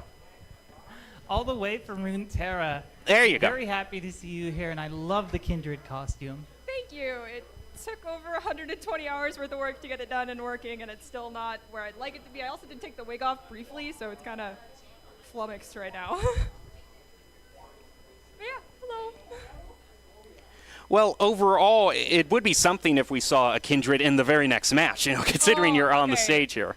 I started working on this costume when Kindred was meta a very, very long time ago. and basically stopped playing when Kindred was no longer meta, and still near and dear to my heart, still absolutely adore the costume. So I was like, I gotta put more hours into it and keep working on it, and yeah, this is where it's at now. Looks like they're bringing in what looks like a new prize setting up there on the desk, being protected by a tiny tank of some sort. Yes, it looks like we have some HyperX headphones that we are going to be giving away soon. So, like I said, so many great prizes up for grabs here tonight. Looks like we might have a quick update here. It looks like we're just getting some information on how to use a microphone from our own Doc Haskell. But really, the thing that has been blowing me away, Nerdy, is how fast these matches are. We're seeing 2-minute league matches, which is insane. Well, I mean, when you set the goal to be like first to take tower, first to 10 deaths, I think you set like the precedent of all right, so if we don't think we can push tower, we're just going to go through and like rush immediately into anyone we find and destroy them. Oh, look at those 3 champions being picked again. Tristana, Vhagar, Ziggs. Interestingly, on the other side, we have Nico, Morgana, and Jhin. Jhin and Morgana are both really great champions in terms of their ability to lock down the opposition, and more importantly, that Black Shield is going to allow them to pass through the Vhagar event horizon, so they do have an option to get past that stun. We'll see how they respond on the other side. If you two had to pick your favorite side, who are you rooting for right now? Because I have mine, and it's got to be, you know, Mary the Ethereal, Beanie, and Tachi, but I have a soft spot for those 3. How about you two? Composition-wise, I have to admit, I'm siding with the Ghost here. The Bloodsuckers have picked an interesting composition, but there's a lot of wave clear and tower damage on the other side. Yeah, I've spent so much time casting with Brenner, too. It's just kind of a familiarity thing, too. We'll see if he can necessarily walk the walk since he spends so much time critiquing other players' performance. All right, Brenner, you have a target on your back from your very own co-caster there. Make sure you perform well, as we do see Tiny getting pretty low. Good flash will keep him from getting any more damage than that, but already very low health bars here. It looks like they are going to heal up. Taking the form of that Morgana, not actually that high. Good root lands, and they're getting some poke damage, but pushed back almost into KO range. They are going to be protected by that Black Shield, and already starting to take little tower chip. I mean, at this point, we're already kind of seeing a little bit of a longer match than we have in the past here. We've gotten past the 2-minute mark, so anything at this point is just kind of overtime. I feel like if we've gotten past the 2-minute mark, things are about to go very quickly. Yeah, as soon as you say that, look at the tower. Yep, tower's going to go down soon. The levels are definitely in favor of the Ghost right now. Unfortunately, Aurora is still... oh, there we go. Finally, Aurora hit that level 5 power up. Oh, no, it looks like Brenner is very low and having to run back. They do manage to grab the heal there. Well, the good news is that they did get an elimination. They did get rid of the Zig, so they do have a bit more time before that tower is going to fall apart. Bad news oh is... no, Brenner! Oh, Brenner very low. Brenner! Look at those Winions go. And we do hear the crowd on stage very ecstatic to see Brenner get taken down. Unfortunately, it sounds like Veritel was not happy about that one, though. Oh, look at the roots! Oh, no! Oh, my goodness. If one root from any of these champions lands, they're going to land 2 more until you're just gone. Already, Adachi picking up 2 eliminations, 1 on that Nico as well for Tiny Candles. I feel like we might have accidentally jinxed Poltergeist by claiming we felt as though they might come out on top of this one. I mean, they do have the meta comp. They do, but right now they are not dominating. However, if we're looking strictly at tower damage, they're still kind of set up to be in the lead if they're looking just to take out the tower without going for as many kills on this one. But it's going to be a matter of Brenner not dying. It is. Thankfully, there's a lot of wave clear on the side of the Shivers is what they're apparently going by right now. As they're going to step up, they got to be careful. The Ziggs could blow up the tower. That's going to be game. Yep. Yep, Poltergeist still pulled it out on top, even though we kind of pseudo-jinxed you. Sorry. Well, they're already leaving the game here. I can say they at least doubled the amount of time that it lasted here. So instead of a 2-minute match, we got a record for that 4-minute match. But overall, great job by the Shivers there. You're going to be moving on in this tournament. And we're actually going to be taking a little bit of a break from the league tournament right now to bring you a game show that is going to be happening very soon. So we'll bring that to you as soon as we can. But overall, do you two have any final thoughts that you want to give? Someone needs to ban these champions. Yes. They need to get them off the board because otherwise they're going to get picked like this over and over and over again. We're not going to have any games that go over 2 minutes. I mean, if the goal was, well, I think the initial goal was actually, quote unquote, something short and quick. I think this is a little too short and quick. I think we might have overshot the runway a little bit, if you will. But overall, we are having a great time here. A lot of people playing a lot of different games here. We will try to bring you more as they happen. But right now, we are going to take a little bit of a break and be back with a game show that we are going to play. So you're definitely not going to want to miss that. So we'll take a little bit of a more extended break and be back after this.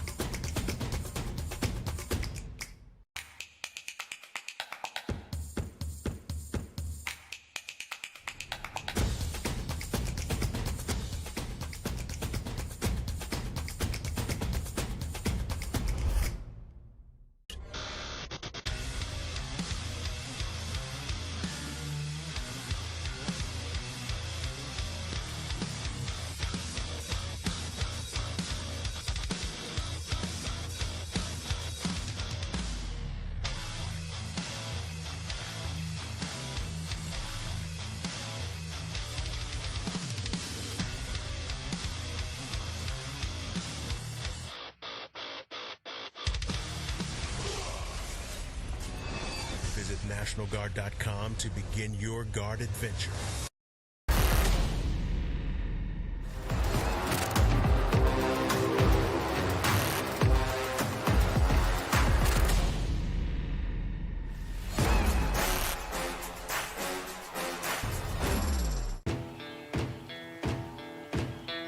Here are a couple lessons I've learned over the years.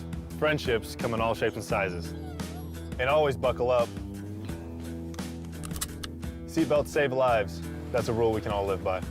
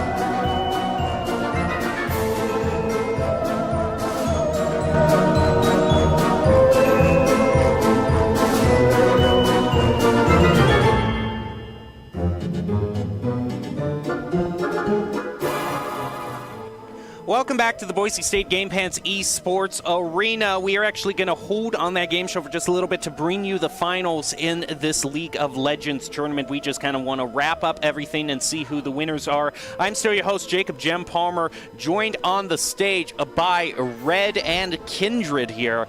It's great to have these two with us to call the action for this next match. How are you two still holding up? I think we're doing all right. Getting used to, talking on the mics, eating them properly as you should. Something that Doc has been hounding. Just a little bit. I'm used to a headset. My apologies. Yeah, I'm so sorry that you got to get used to new technology. I can't imagine the horrors that you are going through right now. Hey, by our standards, I'm pretty old. I turned 30 last week. Wow, nice. Well, yeah, I feel a lot younger now. We're both older than you. It's okay. Yeah, you're the young chicken here, so of course you're better at new as the technology. youngin who's up to date on all the technology, right now we actually have some technology to give away right now. It's this headset that you are seeing on the desk right now. We are going to be spinning the big wheel to see who wins the next giveaway. We've already given away 2 nice watches. We got some headsets we're going to give away, so we're going to pull that up as soon as we can. Of course, I do have to say, Glovely, you got so close last time. So close. I think Lovely and even Bagel was like, oh no, he's gonna land on my name. Oh, and then nope, it was Zeke. Nothing against you, Zeke, but other people want to win too. I just need the hitbox to be a little bit bigger. Can we do that? Can we make my hitbox a little bit bigger? It would have been a little bit more suspect if people on the stage were the ones winning. I'd like to present this award to myself, of course. Who else? I mean, it's totally all right. random. Spin to No win. Control. Come on, big rolls, no whammies. We got it this time. Oh! What? You actually got it! Well, all right. Well, at least we don't have to go searching for the winner. It'll be in the same household as me, so I'll settle for Yes, that. you're more than welcome to steal it whenever. We do live together. It's one of the perks of being in the esports family is a lot of you end up in the same place. And I love how we kind of pseudo-jinx that one. I'm not taking the blame for that one, Jim. I am straight up going to say that you're the one who called it out as being sus, and then it happened. I'll take the blame for it. Well, we are going to move on to the next match of this League of Legends 3v3, of course. Shouldn't last too long because it is 10 kills or the first tower. So, yeah, 2 minutes tops. But we are going to see who wins. We've got a lot of great players. Baratel and Fish, I know, are in the match, as well as Koba. So we're just going to see how they do because they haven't been doing as well as they wish. Oh, no. Maybe they talk too much smack when they're on stage, and it's now coming back to bite them in the butt. I mean, they're not picking champions in the meta who are really good at destroying towers. They've let them be picked against them multiple times. I would argue at this point they kind of deserve the losses. Yikes. Called out. Dang. Alrighty then. Telling it like it is. That was a truth hammer I do not think Fish was prepared for. Look, they've lost every game so far. Oh my gosh! I'm not trying to be mean. That's just the reality of what this tournament has been. You gotta play in a way that's going to get you to your win condition. Okay, I think in the future we might. Skarner is not going to get you there. You're too reliant on your level 6. What are you guys thinking? I love you so much, but please play the meta. Because we're hitting level 4, level 5. Hitting level 6 is going to take a hot sec, even in this fast pace of a game.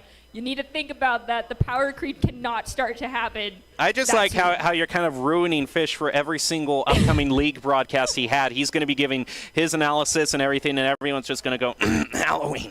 Yeah, at least we're not asking Fish to play Overwatch, and we're not sticking him on Cole Cassidy. You don't get to finish until you get at least a double with the death. Exactly. Tell me how hard it is now. Well, we are going to be ready to jump into this match as soon as we find out.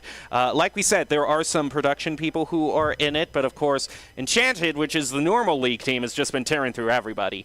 But like you said, you've alluded to, Glovely, they're just allowing these champion picks that just tear through these towers. Yeah, you've got to play to the meta. It's all about taking that first tower. That's why you take the Demolish. It's why you want the early game champions. It's why you need to have ways to punish people who get to that towers. Maybe if you have some sort of counter-engaged composition with some big crowd control, I think that would be great. But the Veigar has been the best choice for that option and has always been on the team with those poke champions who are so good at taking down those towers.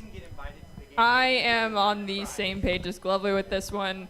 Either that or you just need to be countering very hard into the meta that's been firmly established this evening. Okay, Glovely, I think officially you went after Fish a little bit too much here because we didn't get invited to the game.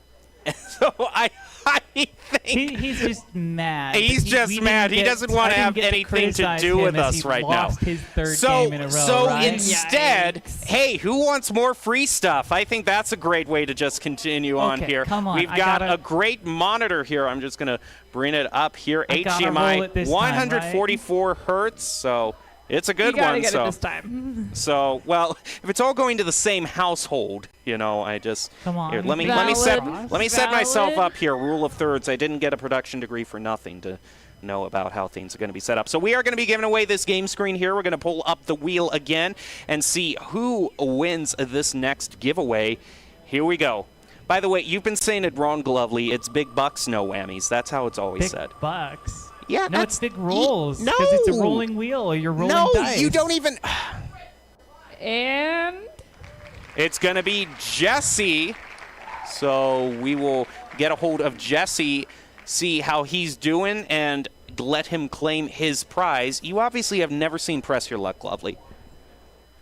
They're not even rolls on the board. They call them spins.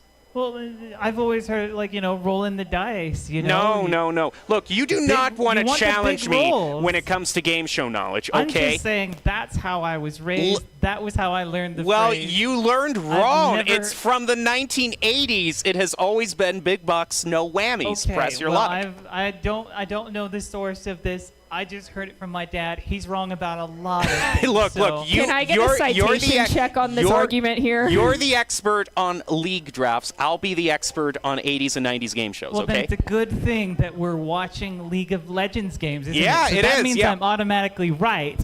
Now, moving right along. First of all, feeling a little bit old seeing on that box the old Volibear skin there on that on the image of that TV. But a meta has been forming, and those who are not conforming to the meta are finding out the hard way. Yikers. I think this is just, we're just building up an ever-increasing amount of shade between Glovely and whatever team Fish is on right now. I hate meta too. I love counter-meta development, but we haven't seen that come out yet. We saw an AD Teemo for crying out loud. Let's also be honest, it's Fish. Okay, but at least play the AP Teemo, play maybe into into cooldown reduction. Try and get that blinding dart up as often as you can, so you can shut down those champions. Don't pick Skarner into a team that's going to build up tons of crowd control that they can just lob at you as you're trying to approach. Don't pick a champion that's that reliant on your level 6 for your team. Yeah, don't bank on hitting level 6. Bank on level 4 and level 5. That's about as high as you're going to see, especially in a 2-minute long game, people. Fish, we're looking at Honestly, you right now. I'm really surprised that we haven't seen you've a gone, Mumu or Nerdy, Fiona. you've gone from trying to be devil's advocate for Fish to now both of you are just piling on him. Is there some sort of building frustration that I am seeing? Did he just criticize you too much during an Overwatch cast and you're just pushing it all back on him? Don't get me wrong, Fish is fantastic caster and a fantastic player, but even Fish should know to play to the meta and play to the strengths of the meta, and in a 2-minute long game at playing to a hero that you need, champion that you need to be level 6 on is not the meta.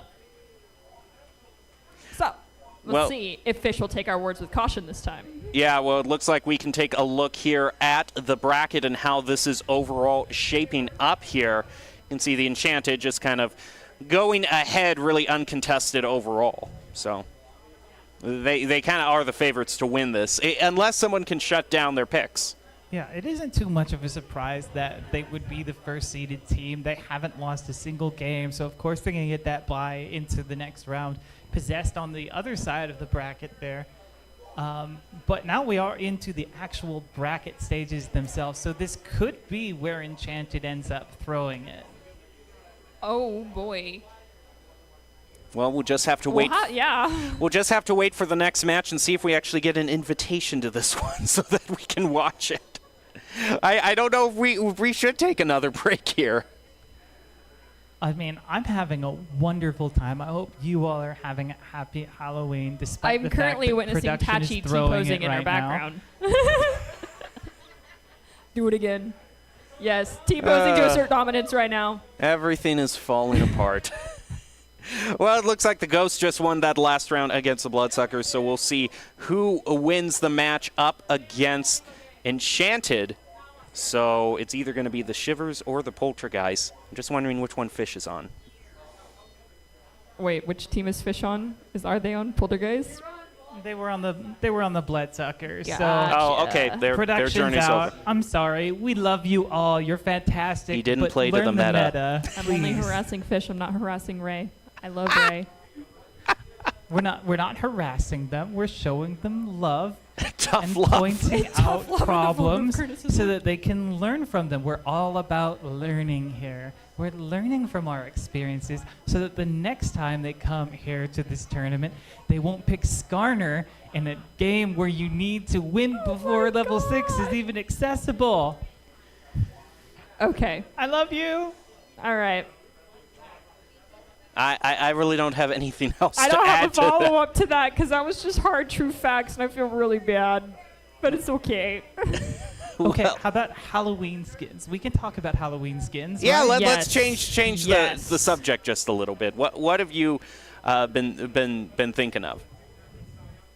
I really like the witch skins for Morgana and Tristana. Those are both really good. I think the zombie skins, Pantheon, Jinx, and Nunu are all really fun. Brand, I guess, is an addition. Does Warwick count? He does the Thriller dance. I'll count that. I'll count it. I personally like Zombie Jinx just because I think Jinx is an adorable champion to begin with. I think it's also fitting. She's already a little crazy. Turn her into a zombie. I It mean, works. she's getting her own TV show. That's pretty nice. Yeah, that's going to be an interesting experience. I don't know many successful TV shows based off of video games. I mean, there's the Ratchet and Clank show, which I think was on Nickelodeon. Pokemon. The Super Mario Brothers Super Show. Pokemon's different, though, because that was a manga first. Well, yeah, but the TV show isn't based on the manga. Yeah. The TV show was what got things rolling over here in the States, too. So It's kind of its own give some credit to thing. Ash and Pikachu. Yeah, Ash and Pikachu are pretty cute. I'll give that credit. But they're not even characters in the game itself. I mean, Ash is based off Trainer Red, so, I mean... Okay, well, then they made Pokemon Yellow, which is based off of Ash and Pikachu's journey. True. It even has Jesse and James in it. All right. Pokemon's one, Ratchet and Clank is another. We'll have Yeah. to see how the League of Legends one goes. I don't know, how well perceived it'll be to younger audiences. It's definitely looking to be a more adult show. Yeah, Looks so like keep we're that gonna in have our mind. next winners. The Shivers have overcome the Poltergeist here. Moving on into our semifinal rounds. Yeah, it looks like it's going to be Possessed versus the Shivers. It looks like we are going to be doing the semifinals. We're going to be taking Possessed and Shivers first to see how that turns out because, well, with how good Enchanted's been, that's kind of just a given. I mean, it's just... All right, well... The real question is, do Ghosts play to the meta or do they not? I think the Ghosts are probably going to play the meta again. I mean, that group is a pretty solid group. What do you think, Joan? I agree, and if they don't play the meta, they're going to be punished for it. Not because, okay, it is a good idea to, build up. How do you answer that? How do you answer those champions?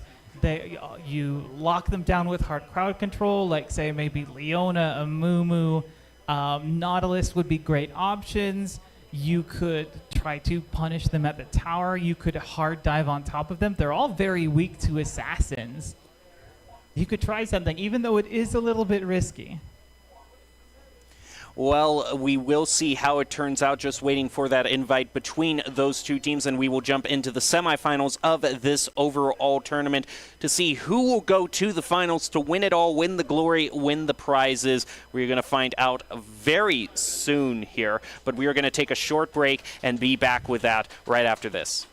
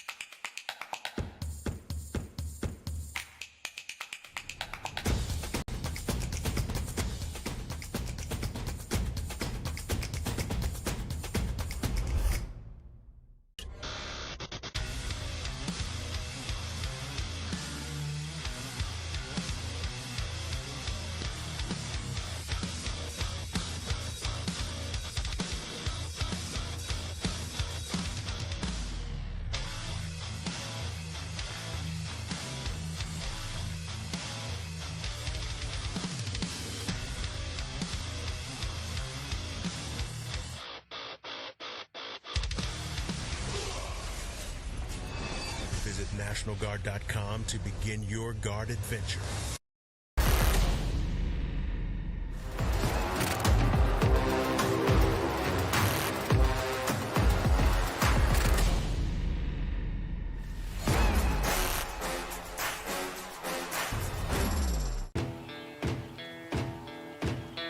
Here are a couple lessons I've learned over the years. Friendships come in all shapes and sizes. And always buckle up. Seatbelts save lives. That's a rule we can all live by.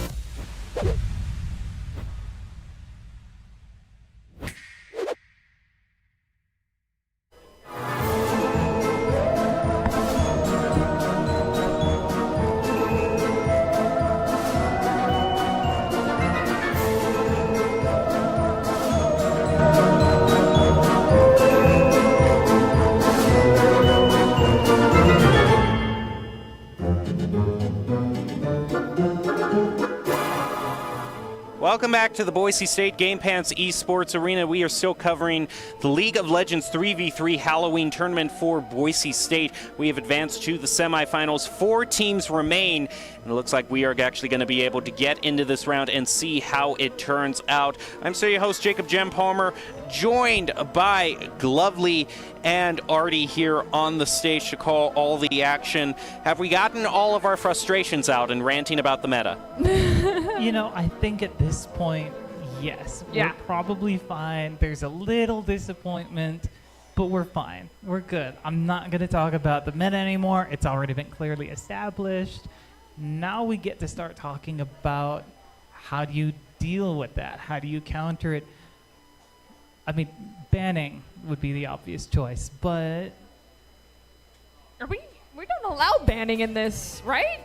No, I believe I did see drafts and bans. So. Oh, okay, so... Alright, ban the meta characters, make it harder. Well, it looks like we are moving on to the semis right now, and then the finals will be shortly afterwards, and hopefully we can just do them back-to-back, get them both knocked out, and see who the overall winner will be. Again, it seems like the Chantits are kind of the favorites, being the actual league players. Unfortunately, Production, which was on the Bloodsuckers team, got knocked out against the Ghosts, but we are going to be focusing on the Possessed and the Shivers right now to see which one of them moves on to the semifinals. Of course, let's go over Doc's keys to the game. To party, that's to scout the food and choose wisely, find the best seats, meet new people, and pace yourselves. Doc's keys to the game brought to you by Fear, pure terror, pure Halloween spirit. That's what Doc's keys to the game are brought to you. Okay, looks like we're ready to jump in at any moment now, so let's get to these semifinals. I've been peeking my head over my shoulder over here to some of these other players as they're getting into their games, and I'm happy to report that we are going to see some champions aside from those 3 that have been completely dominating so far. So Yes, I appreciate the creativity and attempts to branch out. I understand that there's a meta. Don't get me wrong, but I like to see things that are a little bit different. At this point, it would have to be, I know we were interviewing a lot of people. We were interviewing the Enchanteds right now. They were just saying, well, there was disagreement among themselves, actually, about whether they're playing to win or whether they're playing to have fun. So it might just be a thing where you have to force them to play to have fun by banning all of those heroes that you would just snap judgment pick to win. I have to agree with you on that one. Especially considering the league players, they have to put a lot of hours in during the week. All of the Overwatch varsity players, all of our Valorant players do as well. And this is supposed to be, the party. It's a Halloween party. Have fun with it. I mean, yes, you're league players. Yes, it's a game you take seriously, but use this as your opportunity to be a little creative and play more for enjoyment than anything else. I mean, I think if we wanted to even the field, we could do some sort of ultimate bravery sort of approach where your champion is selected completely at random with a random build. I mean, imagine being the Riven who ends up getting Archangel's staff as your first item. Just cry. Well, it doesn't look like we went for that much chaos right now, but we're going to be jumping into this match as soon as we can. Again, this is going to be the Poltergeist versus the Zombies versus the Shivers, if I'm not mistaken, in the semifinals. But it looks like we are going to be doing another giveaway right now, this time for a $15 Starbucks gift card. Oh, so coffee. kind of, very universal prize. Looks like the winner for this one is going to be Jade. Jade Forrest is going to be the winner of that Starbucks coffee, so congratulations to them. Okay, I'm okay with not winning that one. I'm not much of a coffee girl myself. So it's the possess. Oh, I to love you, Jade. coffee. I have an unhealthy relationship with coffee. It's okay. So would you have traded your headphones away for a $15 Starbucks gift card? Actually, yes. Oh. I'm a grad student, and my blood is basically caffeine at this point, if I'm being completely honest. I still haven't had coffee myself. I have to rely on saccharin drinks. Stay that way. Don't ever try it. It's not worth it. It will suck you in for life. Just don't do it. It could be worse, I always think to myself when I pile the 5th book in front of the Barnes & Noble counter. That's a very specific analogy. 10% off your purchase doesn't mean a whole lot when the total still comes out to above $100. That's true.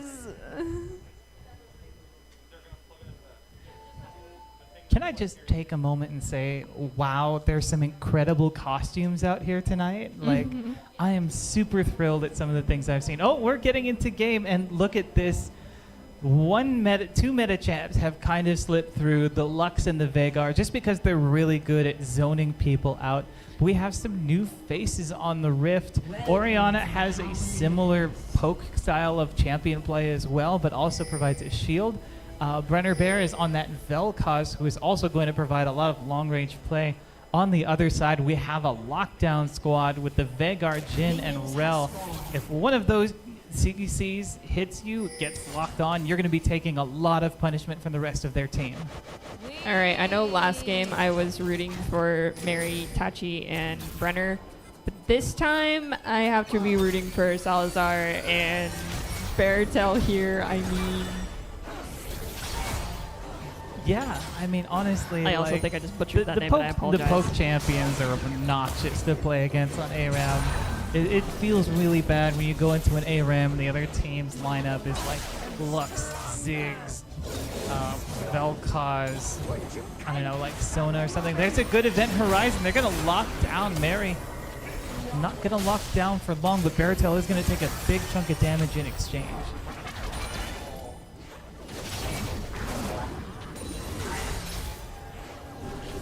It's a much slower game this time around. Now that no one's diving for towers, no one's going to be able to blow things up in an instant. Lots of poke from a distance. Good engage onto the Lux. Mary has to back off, but a good escape is going to take a tower shot.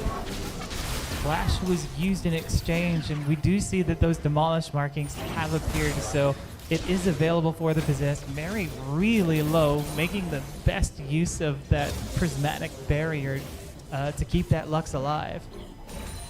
Past the 2-minute mark with no one going down yet, so this is thus far the slowest game we've had in a hot minute, which is Good, but could also be bad. We'll have to wait and see, because this could just mean now that everyone's hit the level 5 mark, we're going to immediately have a lot of people going down or a tower getting destroyed.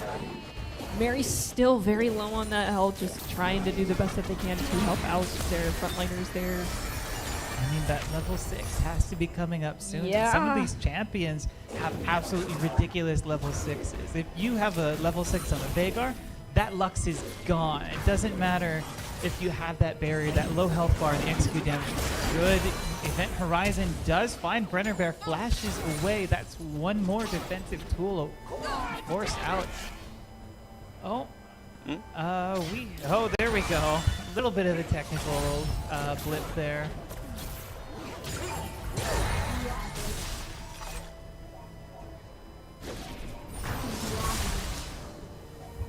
Three minutes, still no one has gone down, so much poke war here. I think this is more of how it was envisioned that these matches should go. Yeah, I think Gem is right. We do have Tacky here, who's at level 6. See if everyone else can catch up.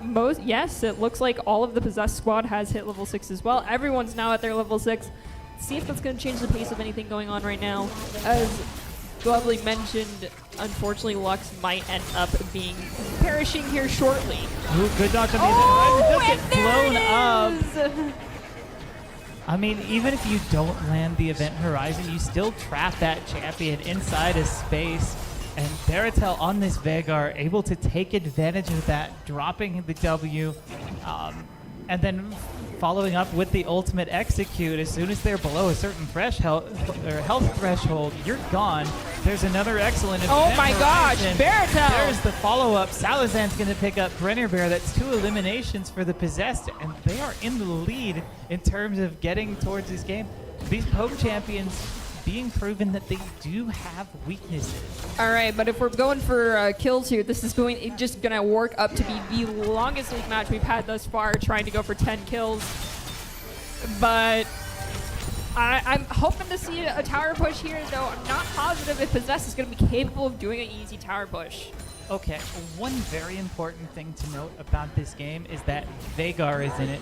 And every time Veigar lands an ability like that, there's the Event Horizon, lots of damage. Every time Veigar lands an ability or gets an elimination onto a minion with that Q, that ability power is going to get higher, which means that the Shivers are actually on a clock before the Veigar gets so powerful that he can start one-shotting them with his basic abilities.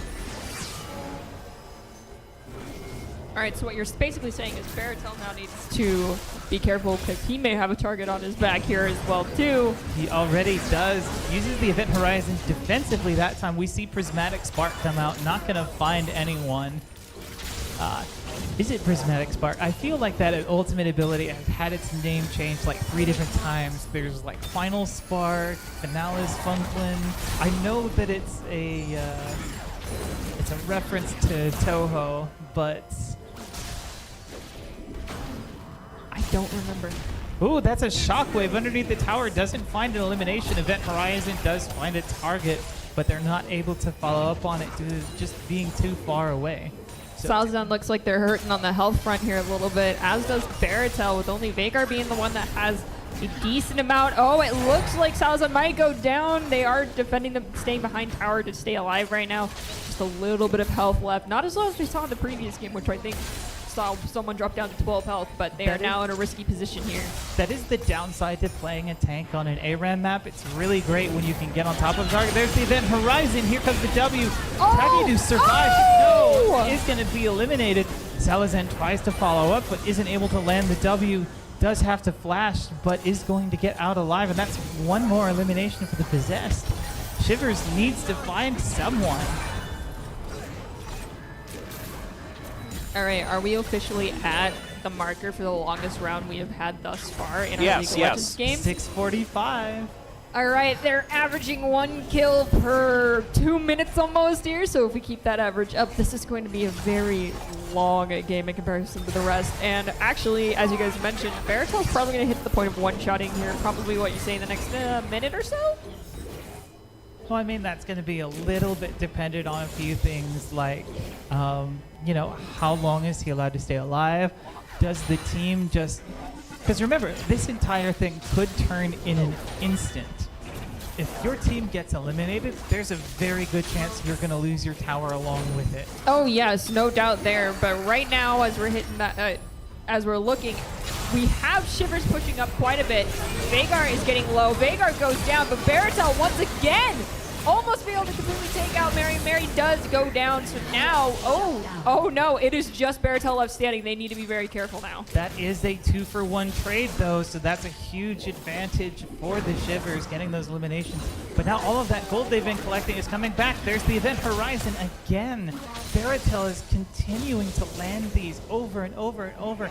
Doesn't even need to back because he's still getting the ability power that he benefits from that Vagar passive. Baratel just has the most CC on this in this entire game right now, I feel like, and the most crowd control possible. I mean, I always tell everyone, oh no, there's a Vagar on the other team. That means we lose because he's such a powerful champion in the ARAMs because of his ability to scale infinitely, because of that huge area crowd control that's so hard to dodge, and because of his ability to execute low health opponents. I mean, he was on all of the winning teams so far when he was picked, even though the emphasis was on that damage. Oh, there it is again! Two. Salazan's going to jump on top, gets the magnet pulled. The ultimate curtain call comes out from the Jhin. Thankfully, Takidu is able to dodge that last deadly flourish, but once Just again, barely. Possess finds 2 eliminations for nothing. Or 1 elimination for nothing. Actually, no, the Baratel did finally go down, but he's backing with the Mythic. And there's the deadly flourish, does lock down Takidu, but it's going to stay alive thanks to the health impact that they picked up. But at this point, things are becoming rather dire for the Shivers, even though they picked a composition that, good shot by Vagar with the deadly flourish is going to take that Orianna down.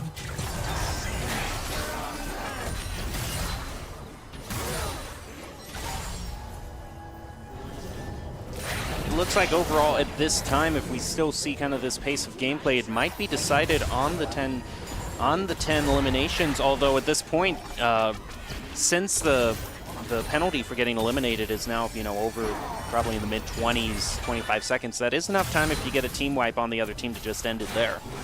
It is, but if Baratel can continue to get these kills so fast, I mean, honestly, 3 minutes, 3 more kills remaining if Possessed is looking for the kill counter to be the ultimate winning factor here. I believe their tower actually has taken the most damage, but still not a lot of damage as a whole percentile across the board between the two of them. Possessed needs to just continue to facilitate Baratel right now, I think, in order to come out on top. Granted, it's going to be a little bit, but it's their best opportunity right now. Definitely. They do have the scaling advantage over Shivers, but both of these teams, again, could end the game in just one moment. One good shockwave onto all 3 members of Possessed, one good Event Horizon that catches all 3 of the Shivers team, and the team's gone. There's a lot of dangerous crowd control, and that's why these teams are trying to stay spread out, trying to tiptoe around each other, poke each other out from a distance, rather than doing any crazy forced engages onto each other, because they know how dangerous it is if they're caught out of step.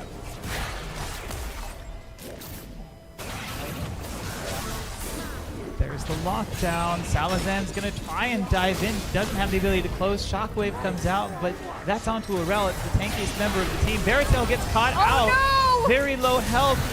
Oh no, the Death Ray is going to, Disintegration Ray is going to find him. Salazan's going to go down to Takidu. That's 2 members, and now it's only Vagar alive. He is going to manage to stay back on this Jhin. He should be safe enough. Almost eliminates Mary on the other side of that deadly flourish. Jhin doesn't have a lot of crowd control. Whoa, there we go. That's the Gale Force. Vagar, no! For it. No! There goes the tower shots on a Brenner Bear. Brenner is eliminated. Those minions aren't going to last for long. It's just Takidu that has all the time in the world on that tower. Nope, is going to be forced to back away. Run away. But still, this is risky situation for Team Possessed right now. This is the intense gameplay we were waiting for. The intense gameplay that doesn't happen when you just have a full tower destruction team on your side.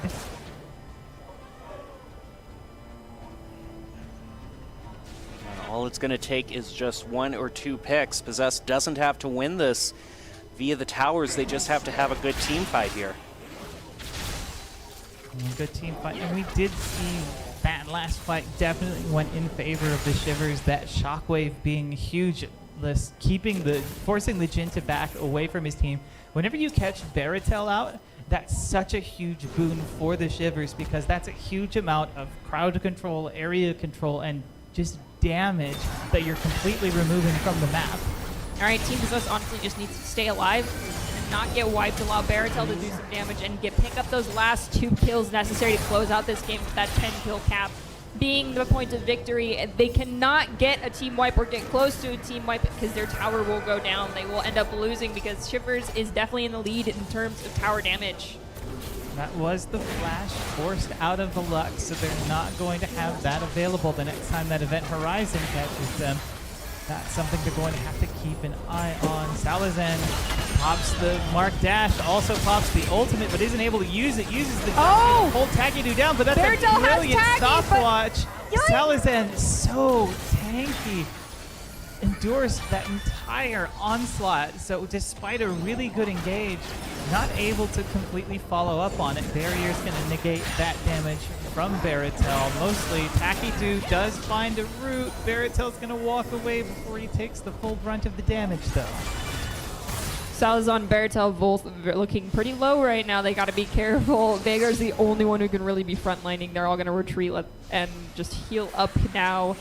2 more kills is all the Possess needs. However, Shivers, if they can keep up this slow and steady push they've been going for, they may have the opportunity to take out that tower and close out this game. Through 2 more eliminations, though. That's just 1 good team fight, 1 good ultimate, 1 good Event Horizon, and the entire game goes in favor of the Possess. They are trying to find an opening. There's the curtain call. They might be using that. Takidu takes a shot already.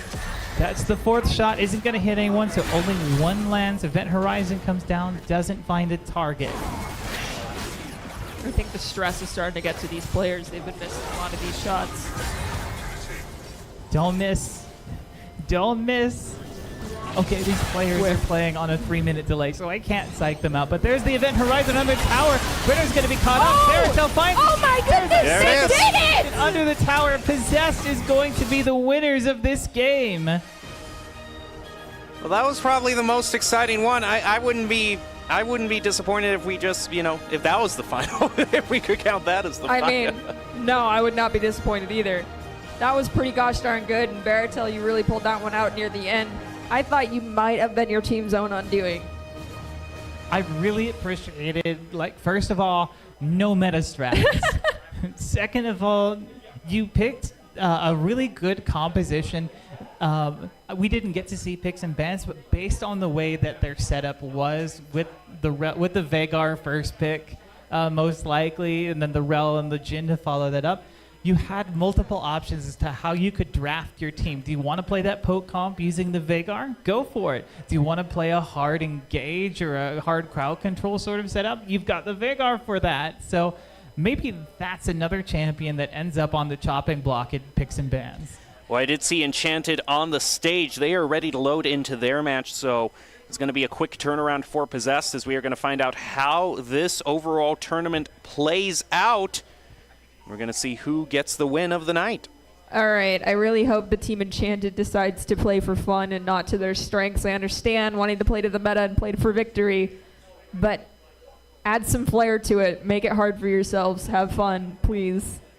And having fun doesn't mean go win, because it doesn't always have to be winning. Yeah, winning is fun, but there's more things that are fun than winning. Sometimes it's just really fun to play like Tarek Graves bot lane and call yourself the manliest bot lane in League. There you go.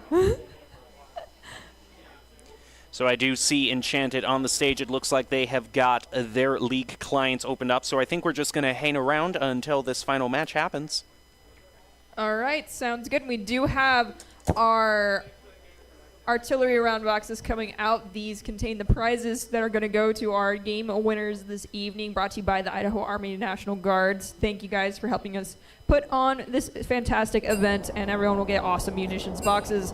Actually, this is for our spin to win, so Jem, take it away.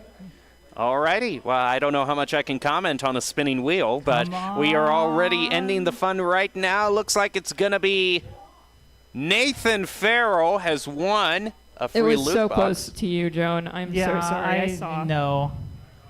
It was really close to me earlier, but this Yeah, time- that's just been the thing. It's This just- time, like, congratulations to Nathan on your prize. I will trade you an ammunitions box for my headset if you end up winning one. Really? Yes, I love military stuff, and I want to Okay, spray it looks paint. like we're actually doing another one, so we're just going to go rapid fire here. Yes, so. let's do them all. Let's see if Let's we just can do a get one out giveaway. to, It's like, the- as many people as we can here in the arena tonight. Press that E button. Make it spin. Do the thing. All right, here we go. Fingers crossed. Come on. Joan. All right, here we go. Number 3, my lord. Number 3, Oh, it my might be lord. no, past Jared. Looks like we have Fuad here, who is going to be the winner there. All right, so that's 2 of our munitions boxes. We still have a lot to go. So But I think we might want to save them for like the winners, you know, because we have multiple tournaments going on right now. Oh, true. Someone's got to win these things. Someone's got to win the Smash tournament. Someone's got to win the League tournament. I think and there's Barrettell still the might have cosplay won tournament going on Overwatch as well, by though. default. It's just voting now for the cosplay contest. Yeah. Yeah, it would be great to see who that is. We have been kind of flashing out all the entries at the bottom, you know, There's throughout some the cool throughout the whole. costumes here. Yeah. I'm really excited. I mean, I think mine is okay, but like, I'm sitting next to Kindred from League of Legends. I saw Saitama from One Punch Man playing on an arcade machine down the hall. I saw Cinderella. Yeah, there's Cinderella, the Blue Man Group. I think there's someone from Attack on Titan over there. Like, there's a lot of really cool costumes here tonight, and that's one of my favorite things about Halloween is seeing what everybody dresses up as. Yes, especially like people that you can tell some of these people put a lot of time into their costumes and just Some of these people are clearly cosplayers. I Yeah. love all the anime references. I do as well, especially seeing the Attack on Titan made my heart very happy. I've been a fan of Attack on Titan since before it really became a big thing. One of my friends works on the music for it, so it holds a special place in my heart. Whenever I see people cosplaying it, it makes me smile. Well, we are just getting ready for this final fight. It's going to be the Possessed versus the Enchanted here. Looks like they're just about getting ready on the stage right now, just conversing with the organizers so we can see who will win this match. Predictions from you two. Do you think it's going to be a long round or a short one? I think it depends on the champions who get picked. If those tower destroying champions are allowed through Champ Select, we all know that Enchanted is going to play the meta and blow up the tower as quickly as possible, and that's lame. I'm not going to say it's lame. Oh my goodness, look at Doc and his wife going as prom king and queen. I had to just take a moment to point that out. That is so adorable. And then Doc's grandkids are even cuter than this. I don't even know how it's possible, but it's possible. But it honestly, and I'm not trying to throw shade anywhere or say anything. And we have Mark and his girlfriend, that's Maxall. And his girlfriend dressed as Light Yagami and Misa, also very adorable. I think Team Enchanted probably has the highest possibility of winning, even if we ban the meta. And there we have Cuphead and Mugman. Okay, this is so my favorite adorable. costume so far. My favorite has to be the little Doc with being winged by Dayquil and NyQuil. I think that comes up after this one. It's super duper cute. There is the baby Doc. They even have their own Doc jersey. The Doc hair and glasses are all on point. And their mom was so kind to make that little mini Boise State Esports jacket. It is actually like perfect too. It looks exactly like It's our so own. adorable. Oh, this is Zaya and Rakan from League of Legends. It's so awesome. I love couples I'm all costumes. for the costumes that are for couples. It's They're so cute. fantastic. But yes, I have to go for Team Enchanted. I feel like even if we take away the meta champions from them, they're still going to find a way to either Oh, hey, bum that rush person tower and looks take familiar. it out. Yes, that's me with the full headdress on. I did take it off. It's quite heavy. I'm not going to lie, it weighs about 10 pounds because it's all fur. It is all husky fur. Oh, Persona 3. Don't mimic that, kids. That in the video games, that doesn't hurt him. Even at the Fate Gun, don't do it. Yes, don't do that at home, kids. But I do love Persona 3. The Persona series is one of my favorites of all time. Okay. This one's a little harder to figure out. So I thought it was Robin Hood, but I could be completely wrong. He's some kind of archer, clearly. He's got like the hood and What stuff. is your cosplay? Oh, it's Gotcha. a Dungeons and Dragons. Okay, that's really cool. Here's Saitama that we were talking about earlier. Did he shave his head for that, or is that just normal? What was that, Saitama? Yeah, Did it for he the shaved his costume. head That is just for the dedication. costume. All right, so these are our current entries for our cosplay and costume contest. Make sure you leave a like on these posts on the Boise State page to help vote for your winners. These people put in a lot of work into their costumes or a lot of work into their makeup for tonight. Oh, and there is more. There's our Attack on Titan costume as well. It's all under the hashtag Bronco costume, so make sure you drop a like on your favorite ones. Okay, I'm so jealous. Look at all these fantastic costumes. Everybody looks great in their costumes. I love Dungeons & Dragons. I might be working on a project related to that in particular, so like a bit relevant to me personally. You lose a lot of your life when you get really knee deep into cosplay. I'm gonna be real.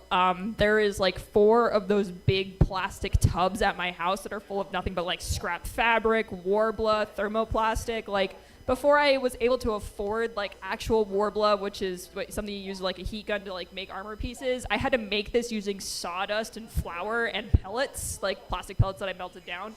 And that was a lot of time. And so when you dedicate a lot of time to the craft, it's like a whole new job. All right, here we go to the finals of our League of Legends tournament. It is going to be the Possessed versus the Enchanted. And it's a mirror match. Oh, wow. It's a mirror match. Okay, obviously there were not, in fact, picks and bans for this one. They've just picked 3 of the worst champions possible for this. I would like to apologize to all of the players. I did not think that Doc was going to have you do this, but apparently this is what's going on right now. So I we think are, it is League of the Legends. most brilliant thing to possibly do. Be like, all right, you guys showed off this entire bracket series we've had thus far. Now let's see if you can keep doing it on possibly the worst selected heroes. Veritel walked into the bushes, does have the Nunu snowball for protection. They're going to get jumped on by the Udyr. There's a lot of slap fights happening here. These champions are not long-range poke. They get in your face, and the Udyr is actually proving effective. There's the first potential elimination. First blood. Veritel also goes down in exchange, so it's a 1-for-1 exchange. They're trying to close in on this Nunu. Does land the stun. So that's 1 elimination for either side. It's going to be, I think that was both Shakos that went down. No, it was a Shaco on one side and an Udyr on the other. I'm gonna be real. I'm just happy that we forced a Nunu into this whole situation here. I mean, I love Nunu. He is, in fact, one of my favorite champions to play in the jungle.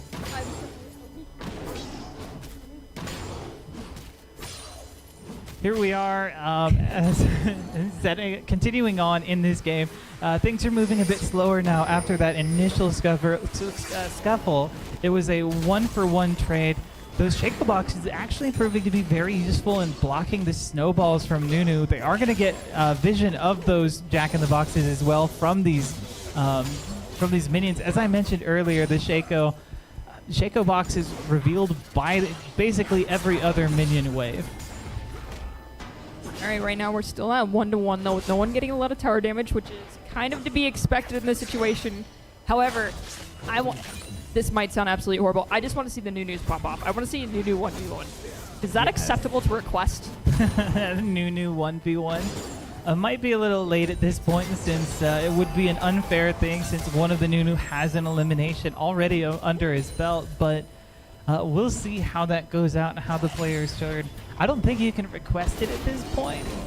We do see the attempted channel for the snowball doesn't quite get turned in time, perhaps intentionally thrown against the wall to avoid charging under the turret there.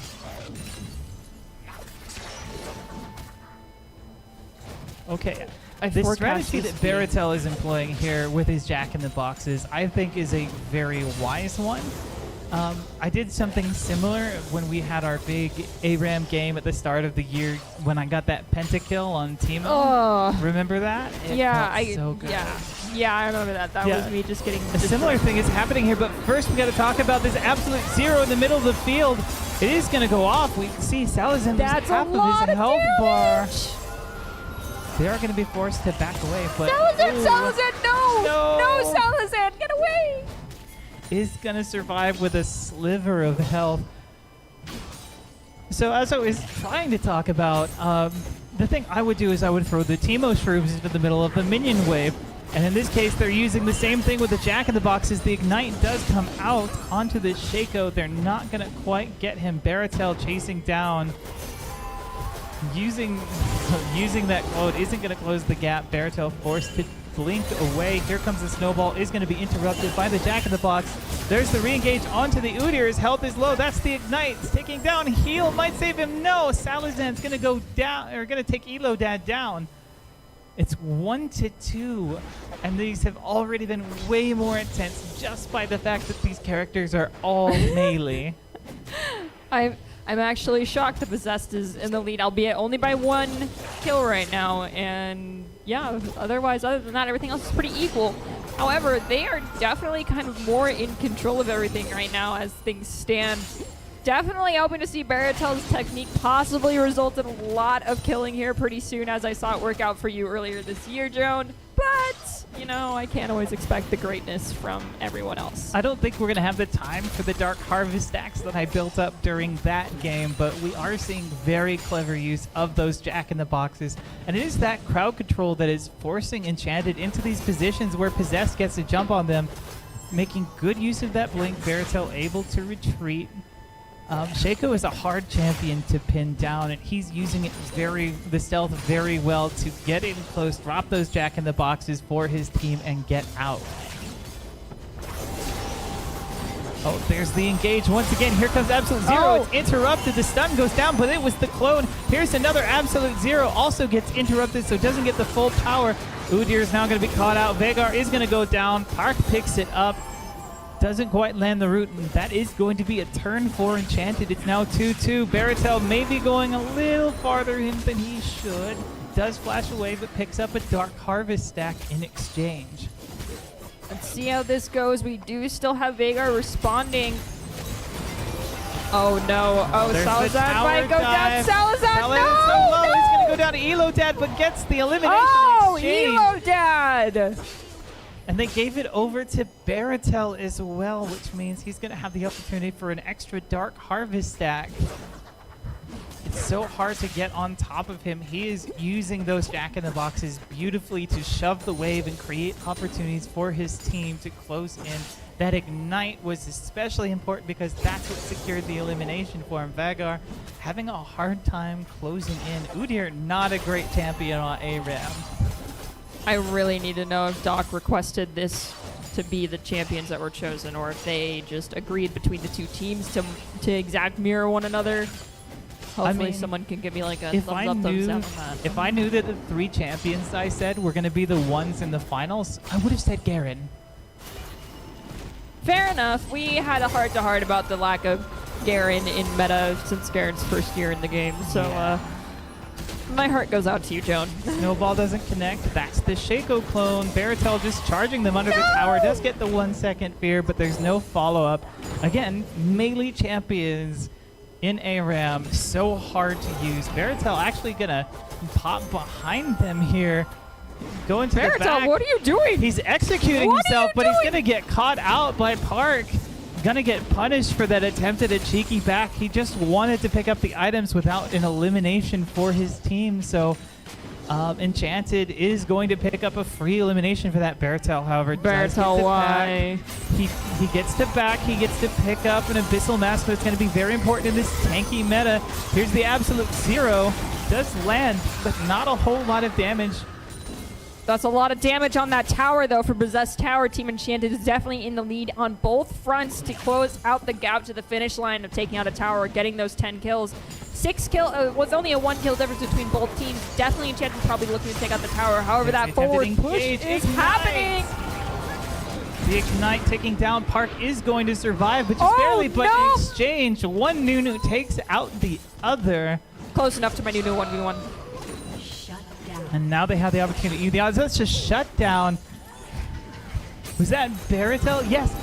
when he jumped over the back, he dropped a Jack in the Box so that anyone who retreated with low health would get hit by Elo. Dad is going to take out Salazar. Baratel forced it back away. There's the flash bear slap under the tower. Double kill. He does get away. The stunned Shaco trying to close the gap. Oh no, it's Baratel. He's taking the tower aggro. That's triple kill for Udyr. Disaster for Possessed fighting underneath that tower. But is the tower going to go down? Low, though. Oh, the minion's not going to deal enough damage. But now they can just throw themselves at the tower. There's nobody to protect it. All they have to do is get through one minion away, and they could take this game away. They do have access to the Demolish, and it looks like, yes, Enchanted is going to be the winners of our final game. Congratulations, Team Enchanted. All right, can one of you guys give me like a head nod? Did Doc request those champions, or did you guys like, okay, it was Doc's request. Gentleman's Thank agreement. you. Ah, gentleman's agreement. Right, Baratel. All right, so that was a very exciting League of Legends tournament that we had going on there, wrapping up with that great championship. Joan, before we hop to break, do you have any comments to add with in regards to that last game? I think it was much more hilarious to watch when they're playing these champions that are terrible at aim. It created a more memorable experience because they all have to get up close to each other to fight. They can't just do this no contact play style where they stay as far back from each other and throw out poke damage, whenever. All right, one last thing. If you were to pick a player of the match being across all of the brackets that we just saw, who would it be? Oh, that's really hard, but I have to say that even though maybe it's a little bit of nepotism, I thought Baratel was the key player. Mic drop. Hi, Baratel. My life goals are complete. All right, Thank well, you. there you have it. There is our selected player of the match, and we're going to head to a quick break and be right back with the rest of our festivities.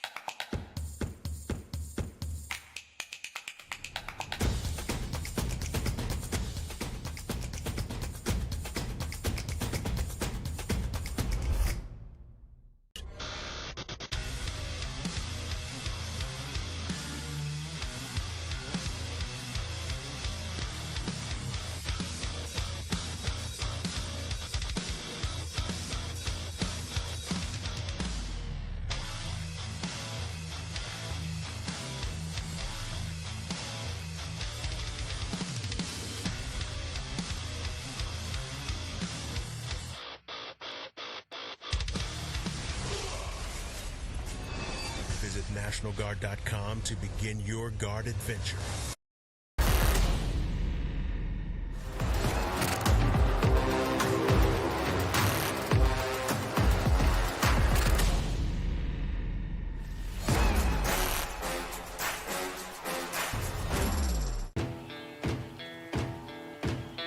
Here are a couple lessons I've learned over the years. Friendships come in all shapes and sizes. And always buckle up. Seatbelts save lives. That's a rule we can all live by.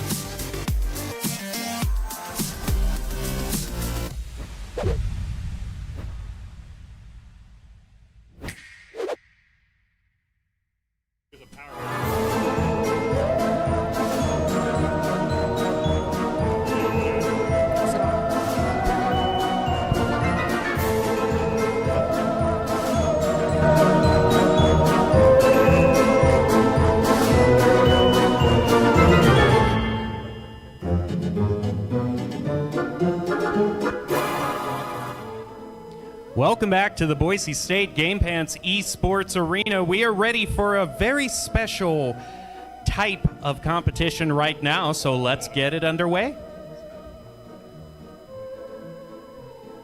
I'm still your host, Jacob Jem Palmer. I will be hosting these festivities. We have got the presentation joined in right now. We just need to wait for the music to start. There it is. And I would like to say, from the Boise State Game Pants Esports Arena, this is Esports Jeopardy! Now on the stage are tonight's contestants.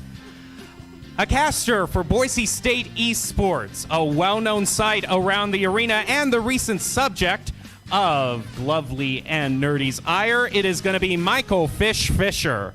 The second one is a deity descending to us from the heavens, another expert in League and Valorant. It is Jared Baratel Castiglione. And finally, we have none other than Michael's own fiance. This is going to be quite the battle here, a grudge match, if you will, and I would love to introduce all of you to the stage right now. Actually, this is also Michael Fish Fisher to the left of me. That's accurate. There are two Michael Fish Fisher. Yeah. Boom, boom. All right, bam. Yeah, I don't know what's going on. Well, it looks like we have our scores up here, so we can just cut right now to the actual board here and go ahead. Thank you very much. We are going to have 6 categories with 5 questions each. So without further ado, let's play Jeopardy! And the first categories tonight are going to be MOBAs. What's that? Is that a snake? Bleed blue in quotation marks. That means that blue will be in every answer in this category. I'm blue. Ultimate lines. It's high. I will give you a voice line. You tell me what ultimate it's from. Old. Pinball lingo. Pin and ball. Pokemon by the numbers. Oh, no. And finally, actual Jeopardy! All right, we can click on the words there to go back and click the right button, the right arrow key, so we can fill it out. Now, just go back. We're just going to go around the horn again. Once we get back to the board here, you click on the right directional Pokemon key. by the That'll numbers. fill in the board. Oh, yeah. There we go. All right. I'm going to start with the player closest to me. That's going to be you, Fish. You have first pick of the board. Wait, Good what luck fish? to all of you. Well, I'm clearly the smartest person here, so let's go actual Jeopardy for 500. Actual Jeopardy, 500. These are all questions that have actually been on Jeopardy. Make your future fighting Gaul, leader of the Red Legion, in the second iteration of this Bungie game. Any of you can raise your hand if you want to guess, or we can start the timer. Fish. What is Halo? No.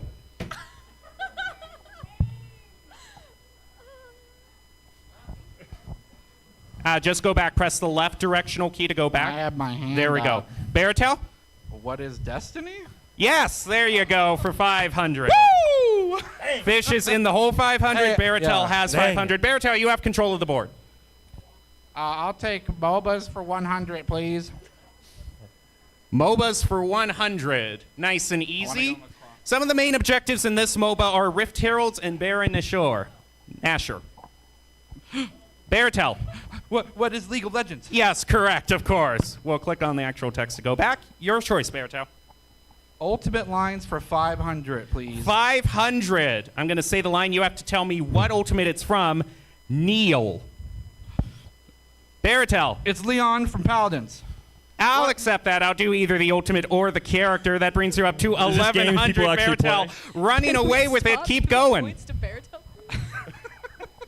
Pinball lingo for 300, please. 300 pinball lingo.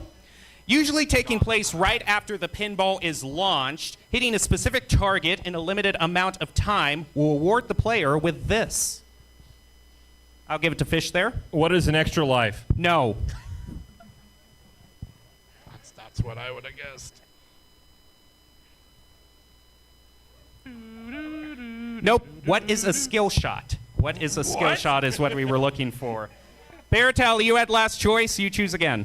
I'm done picking. What give me a Pokemon by the numbers for 500, please. For 500, number 382 and 383, said to be inspired by the biblical Leviathan and Behemoth. Baratel. What is Groudon and Kyogre? Yes, correct. For 500, they're going up to 1,600. You still have control. I'll stop. Can I have Bleed Blue for 100? Bleed Blue for 100. Remember, each answer has the word blue in it. First introduced in Mario Kart 64, this near unescapable item has been terrorizing first-place players since 1966. I'll give it to Fish. What is the blue show? Yes, the blue show. You're up to negative 700 now. Yeah! And you have control of the board. What is Actual Jeopardy 400? Actual Jeopardy 400. In this classic video game, Joust, contestants were placed upon these birds. Baratel? What are ostriches? Correct. For 400, you move up to 2,000. I'm sorry. I don't know. Sir, calm Remember, down. Smar, you can raise your hand at any time if you want to join in. Oh, God. What category do you want next? I can't see. Can I take MOBAs for 200, please? MOBAs for 200. Hold on, let's just reload the board real quick. Yeah, if we already go over question, we can just toss it. We'll. Yeah. No just don't click the arrow keys at this time. Just use the mouse itself to click the categories. Okay, we'll go to MOBAs for 200. Yes, please. Much like how Dota 2 started off as a Warcraft 3 mod, this MOBA was originally based off of a StarCraft 2 mod creatively titled Blizzard MOBA. Dota. Excuse me. Fish. What is Heroes of the Storm? Yes, correct. Nice. Your choice again. Respect. Well, it's gone well for me so far. How about Actual Jeopardy for 300? Actual Jeopardy 300.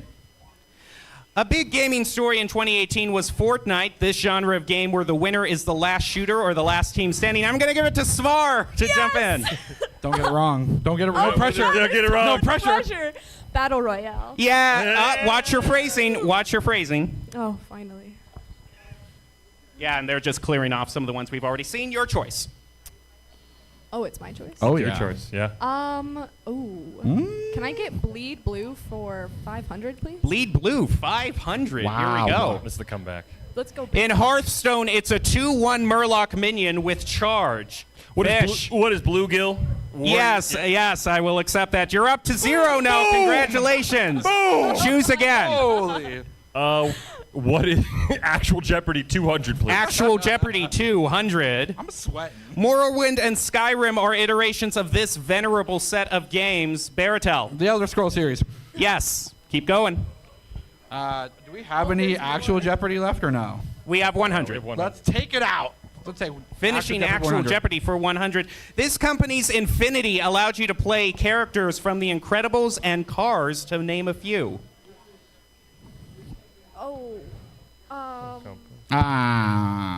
Shoot. Out of time. What is Disney? Well, Disney. You still have choice again here, Baratel. I'll take Bleed Blue for 300. Bleed Blue 300.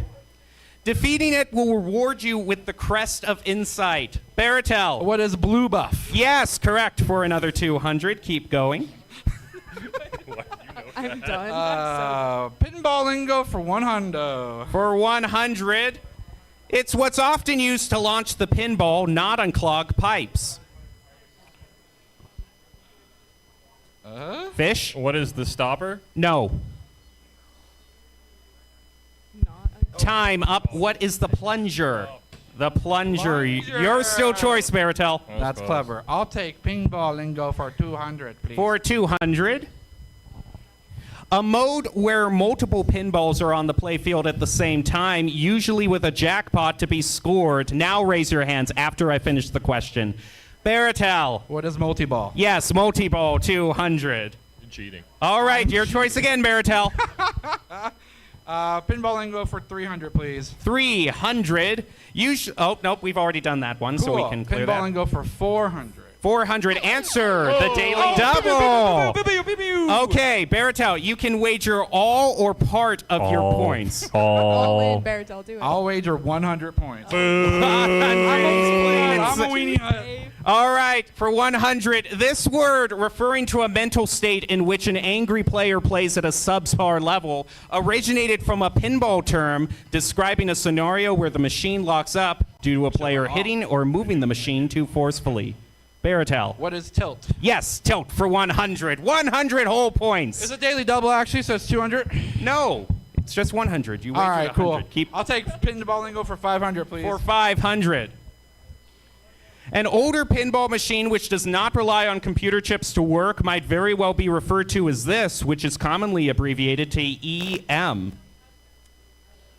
Raise your hand, Barito.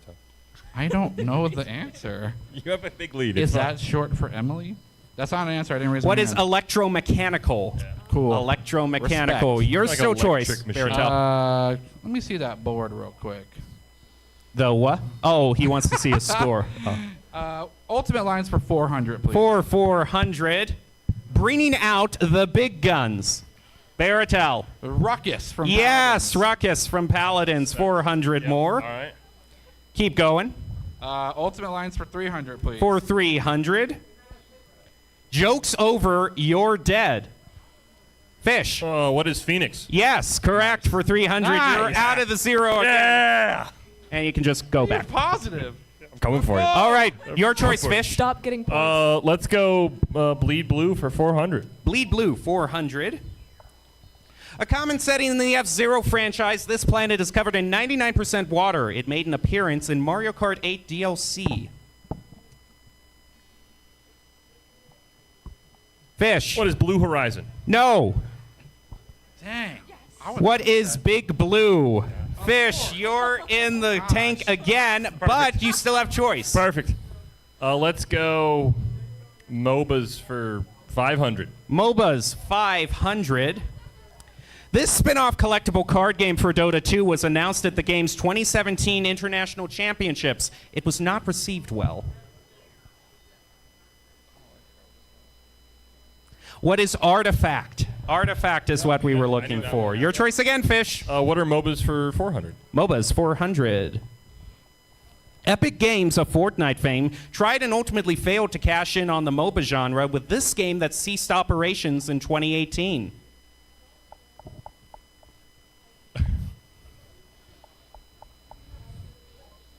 I have my hand. Beartel.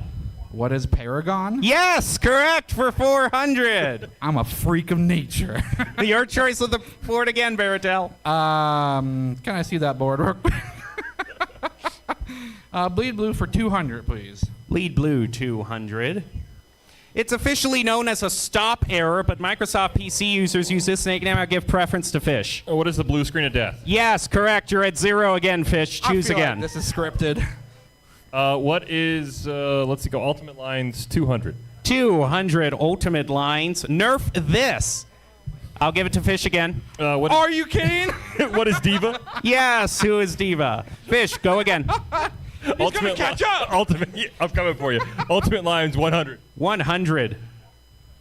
It's High Noon yeah. Fish. You have to answer this one. You're old. What is most trash ability in Overwatch?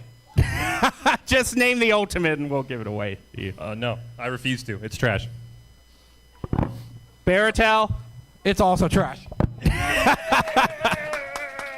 Take my points away. Alrighty, we'll give you choice again, Fish.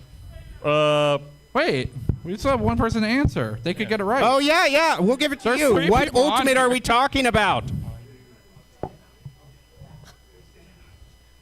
What is Deadeye? Yes, correct for 100. All right, choose again. Pokemon by the numbers for 400. 400. Get me out of this category. 560. Wears its own clothes of sort, a hood and pants. Wait, what category is It's Pokemon. It's Pokemon by the numbers. Who is Scrafty? Scrafty is what we were looking for there. Your choice again, Fish. I had no He idea. has a hood somewhere. I knew he had pants. Pokemon by the numbers for 300. 300. 727 of Smash Bros. Fame. Baratel, you buzzed in. You got to answer. Ah, shoot, my hand.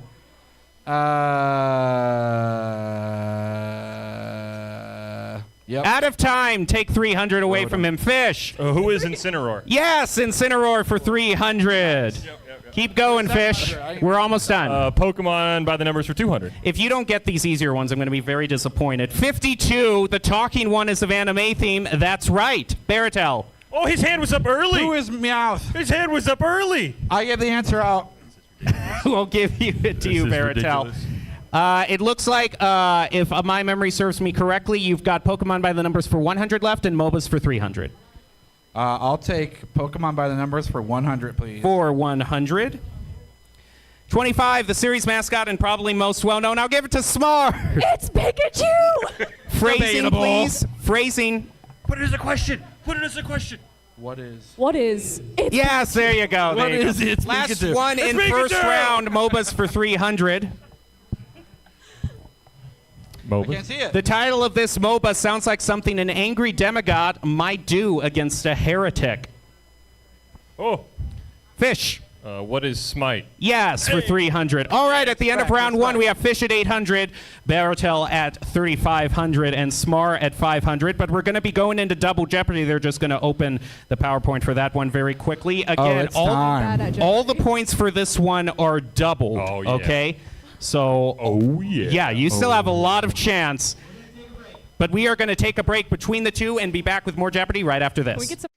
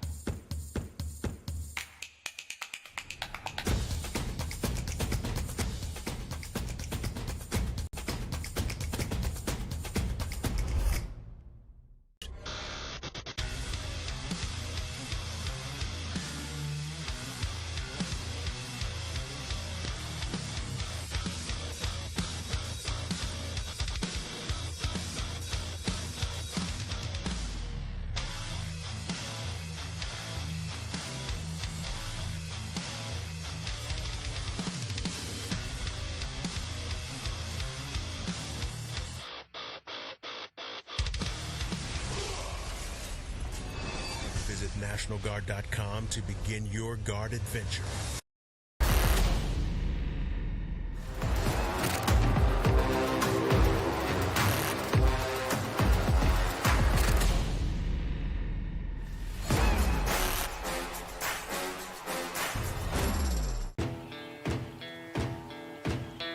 Here are a couple lessons I've learned over the years. Friendships come in all shapes and sizes. And always buckle up. Seatbelts save lives. That's a rule we can all live by.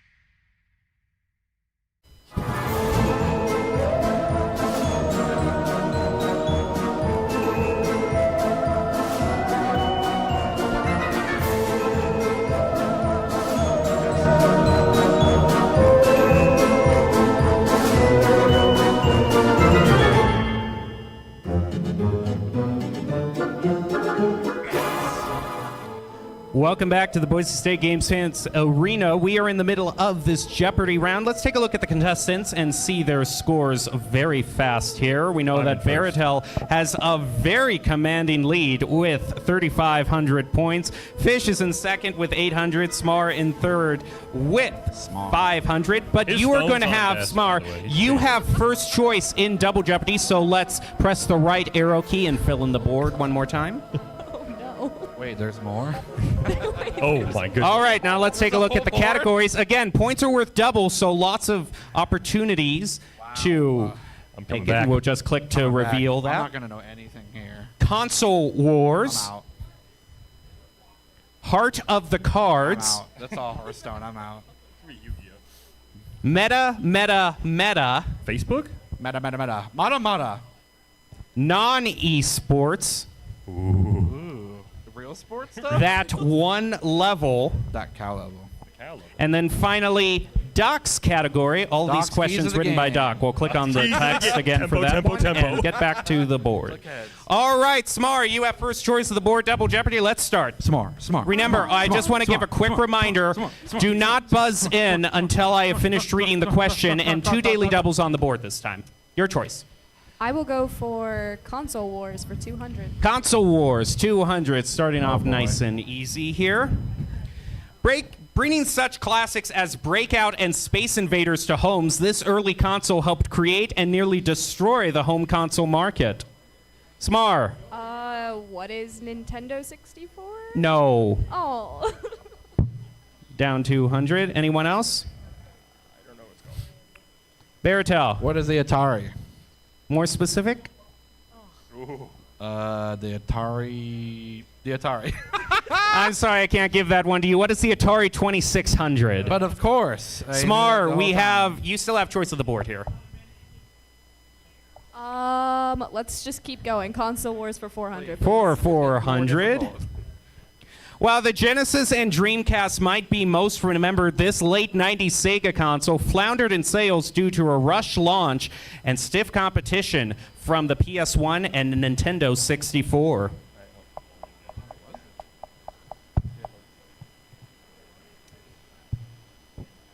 Anyone? Time up. I'm sorry. What is the Sega Saturn? The Sega Saturn. Smart. You still have control of the board. Yeah. Hell yeah. Okay.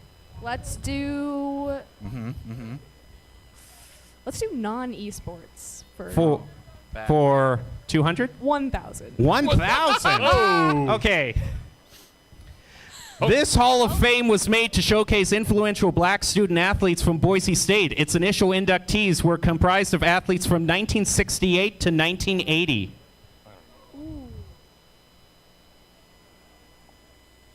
What is the Legacy Project? Smart, choose again. Yeah.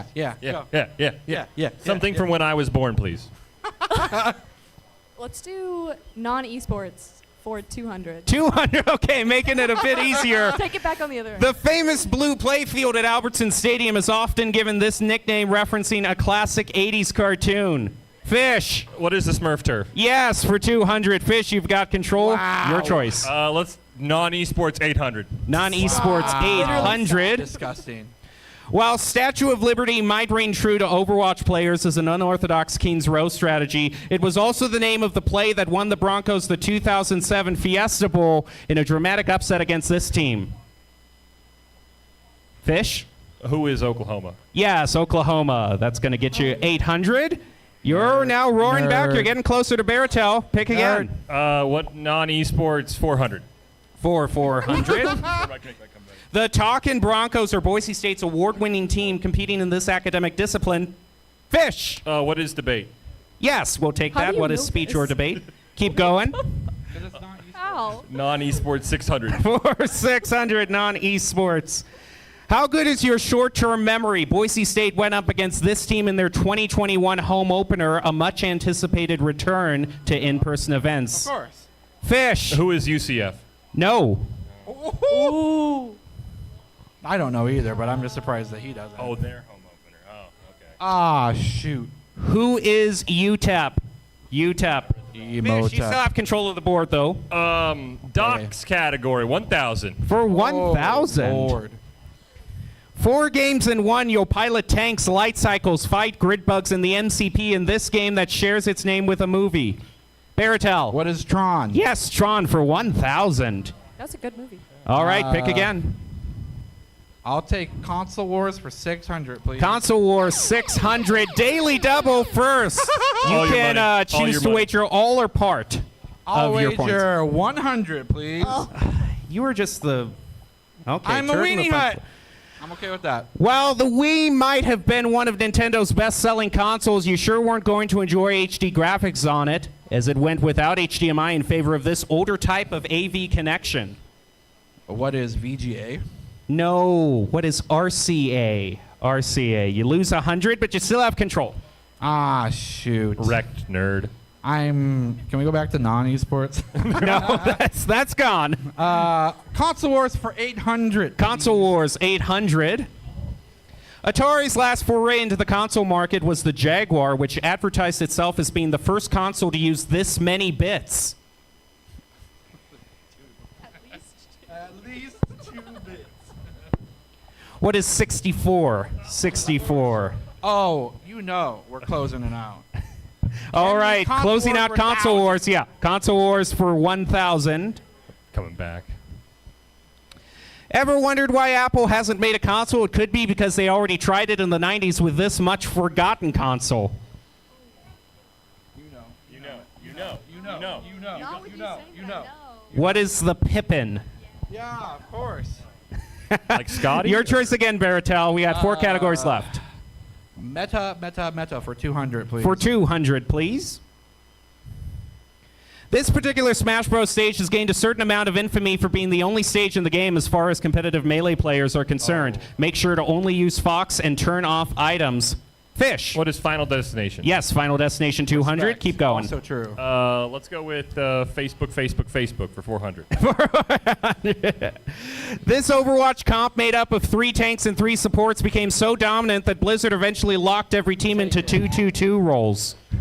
Fish. What is Goats? Yes, Goats for 400. You're catching up again. Keep going. 600 for Facebook. Alrighty, for 600. This character in Valorant enjoys a high pick rate due to her mobility abilities like Updraft and Tailwind, which allow her to use weapons like the Operator very effectively. Smar. What is Jet? Yes, Jad. You got that for 600. You move up to 900, and you have choice again. You get to pick. You get to Oh, control the snap. board. Yeah. Let's do that one level for 200. That one level for 200. This frigid stage from Valorant got a chilly reception from the community on introduction. It has since been tweaked and is now much more liked. Baratel. What is Icebox? Icebox. Yep. Choose again. Facebook for 1,000. For 1,000. And the other daily double, which you are going to squander, of course. I know. How much do you want to wager? I'm going to wager all of it. He said it. 100, please. Okay, for 100. Baku the Moon Eater was a Hearthstone card banned a year early in its lifespan due to its meta warping ability. It enabled this much hated deck, which relies on endless Silverhand recruits, although it was Doc's favorite. Sad. What is Token Paladin? Oh, no, you lose 100. Fish, what was it? What is Odd Paladin? Yes. You don't get any points, but you know what I'm talking about. Yeah, take Your him choice back. again, Put him Baratel. Your choice again, Baratel. Take us home. The 800. Oh, meta for 800, please. For 800. When this new class was introduced into Hearthstone, it enjoyed a near unprecedented 70% win rate, causing endless mirror matchups until Blizzard issued an emergency nerf a few days later. Fish. What is Demon Hunter? Yes, Demon Hunter. That I knew. You're up to 3,000 now. Yeah. You're really closing in on Baratel. Try again. I want to give him an early lead because I knew he was going to get second, just like he did in League of Legends. True. Doc's category, 800. Doc's category, 800. Boom. This space battle game has the player shooting giant rocks and enemy saucers. Baratel? What is Asteroids? Asteroids is correct. For 800, that brings you up to 5,100. Your choice again. That one level for 400, please. 400. Set in a famous French city, this assault stage for Overwatch was so disliked it was banned from competitive gameplay a short while after its introduction. Smar? Yes, Smar. What is Paris? Yes, Paris. For 400, you move up to 1,300. You have choice of the board. Can I get that one level for 600, please? For 600. This arena in Rocket League tried out a new bi-level design which quickly earned the ire of players. It has since been changed to a standard flat arena.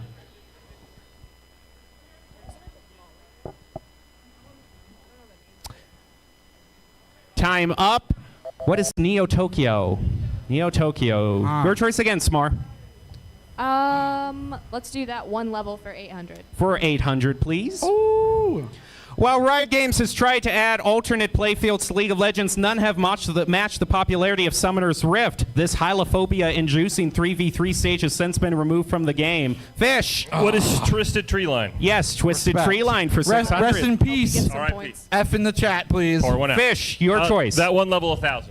That one, oh, he gets 2 more. I'm sorry, I said 600. He actually gets 800. So, a stage set on the top of a skyscraper seems like a great idea until you realize it was tried in this infamous CS:GO stage, one of the most hated in all of esports.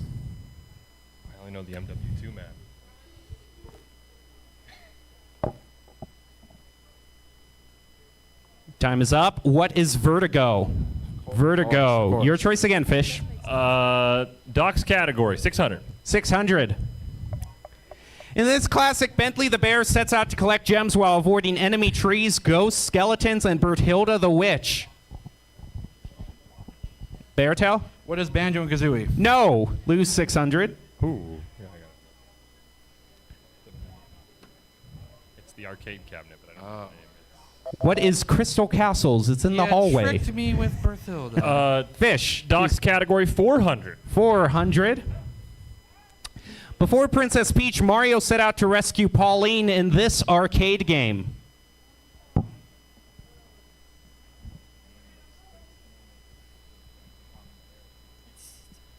What is Donkey Kong? Donkey Kong. Okay, your choice again, Fish. Doc's category, 200. 200. In this classic arcade game, you're being pursued by Inky, Blinky, Pinky, and Clyde. Smar. What is Pac-Man? Pac-Man, yes, for 200. Respect. You're up to 1,500. We got one category left. Take it away. He has control. Yeah, Let's do Heart of the Cards for 1,000. For 1,000. Okay. When the Performapal archetype was introduced to the Yu-Gi-Oh! Collectible card game, it became a Tier 0 deck due to its ability to splash monsters onto the board using this controversial summoning mechanic. Do you not play Yu-Gi-Oh? No.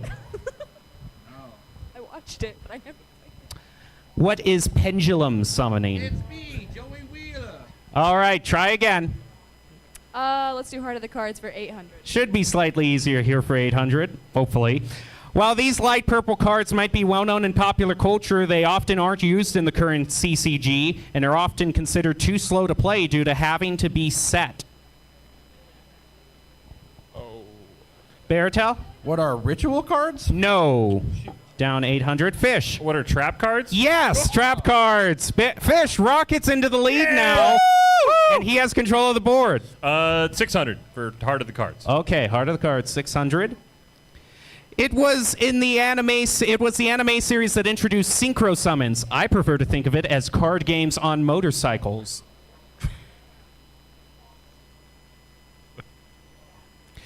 What is Yu-Gi-Oh! 5Ds? Of course. Your choice again, Fish. Yeah, of course. 400. 400. 400. Okay, you should get this one. In each duel, players start out with 8,000 of these. In the anime series, it was 4,000. Fish. What is Yu-Gi-Oh? No. Baratel. What is life points? Life points. Baratel has the lead again. And what is the worst answer I have ever heard from Fish? Okay, last one for 200. One of the series mascots and Yugi's signature monster is this spellcaster type.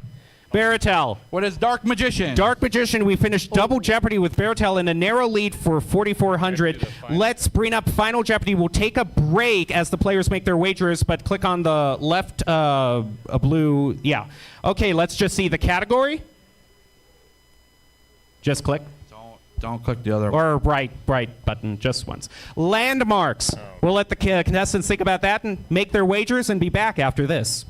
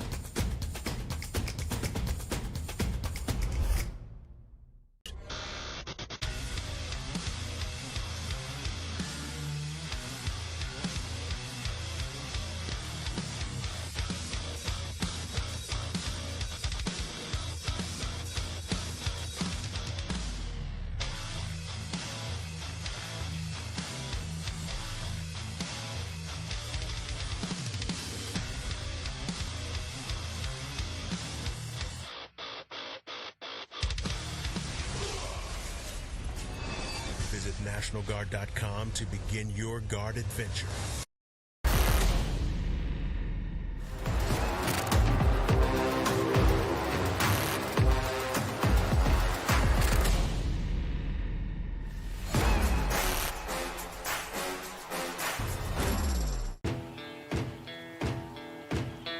Here are a couple lessons I've learned over the years. Friendships come in all shapes and sizes. And always buckle up.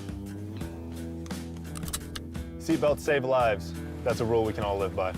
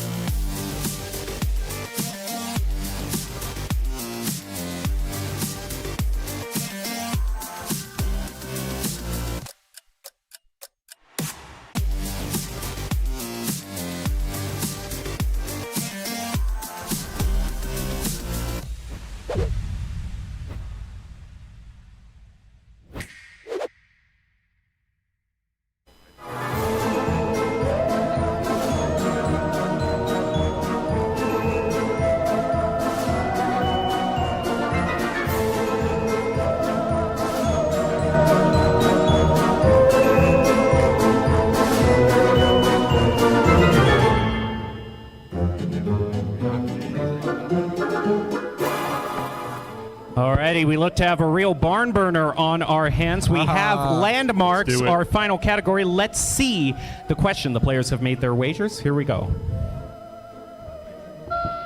This ancient city, one of the oldest inhabited cities in the world, was known to the Egyptians as Waset and the Greeks as Thebes. Millennia later, it is now the name of a Las Vegas casino, which hosts the HyperX Esports Arena. You have 30 seconds.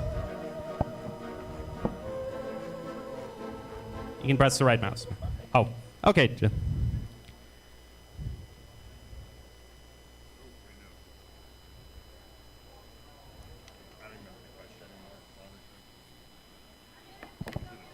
Yeah, it's fine. It's fine. Looks like Fish and Baratel are. Smar's just filling it out. Okay. Everyone ready? Let's see how you did. We'll start with Smar, had 1,500. What did you fill out? Well, your answer first. Your answer. Egypt. That isn't correct. And now you wagered. Now you turn it over. Yeah, you wagered 1,400. That'll bring you down to just 100. Fish, reveal your answer. What did you put? Egypt. And how much did you wager? 4,000. So Fish goes all the way back down to 0. Now, Baratel, the correct answer, we'll see. What is the Luxor? You are correct. How much did you wager? All of it. He goes up to 8,800 and wins in convincing fashion. Baratel is your Jeopardy champion. And he is just going to do the customary, just letting his hair down. That is going to do it for Jeopardy, but we have still got more entertainment to bring you here at the Boise State Esports Arena, so stay tuned. We'll have more of Halloween festivities right after this.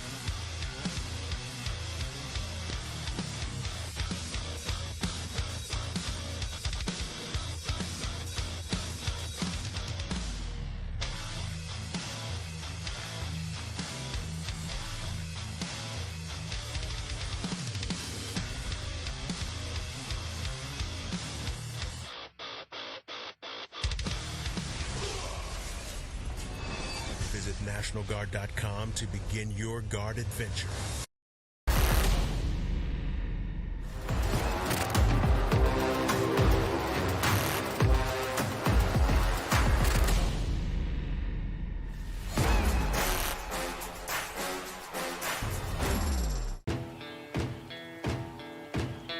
Here are a couple lessons I've learned over the years. Friendships come in all shapes and sizes. And always buckle up.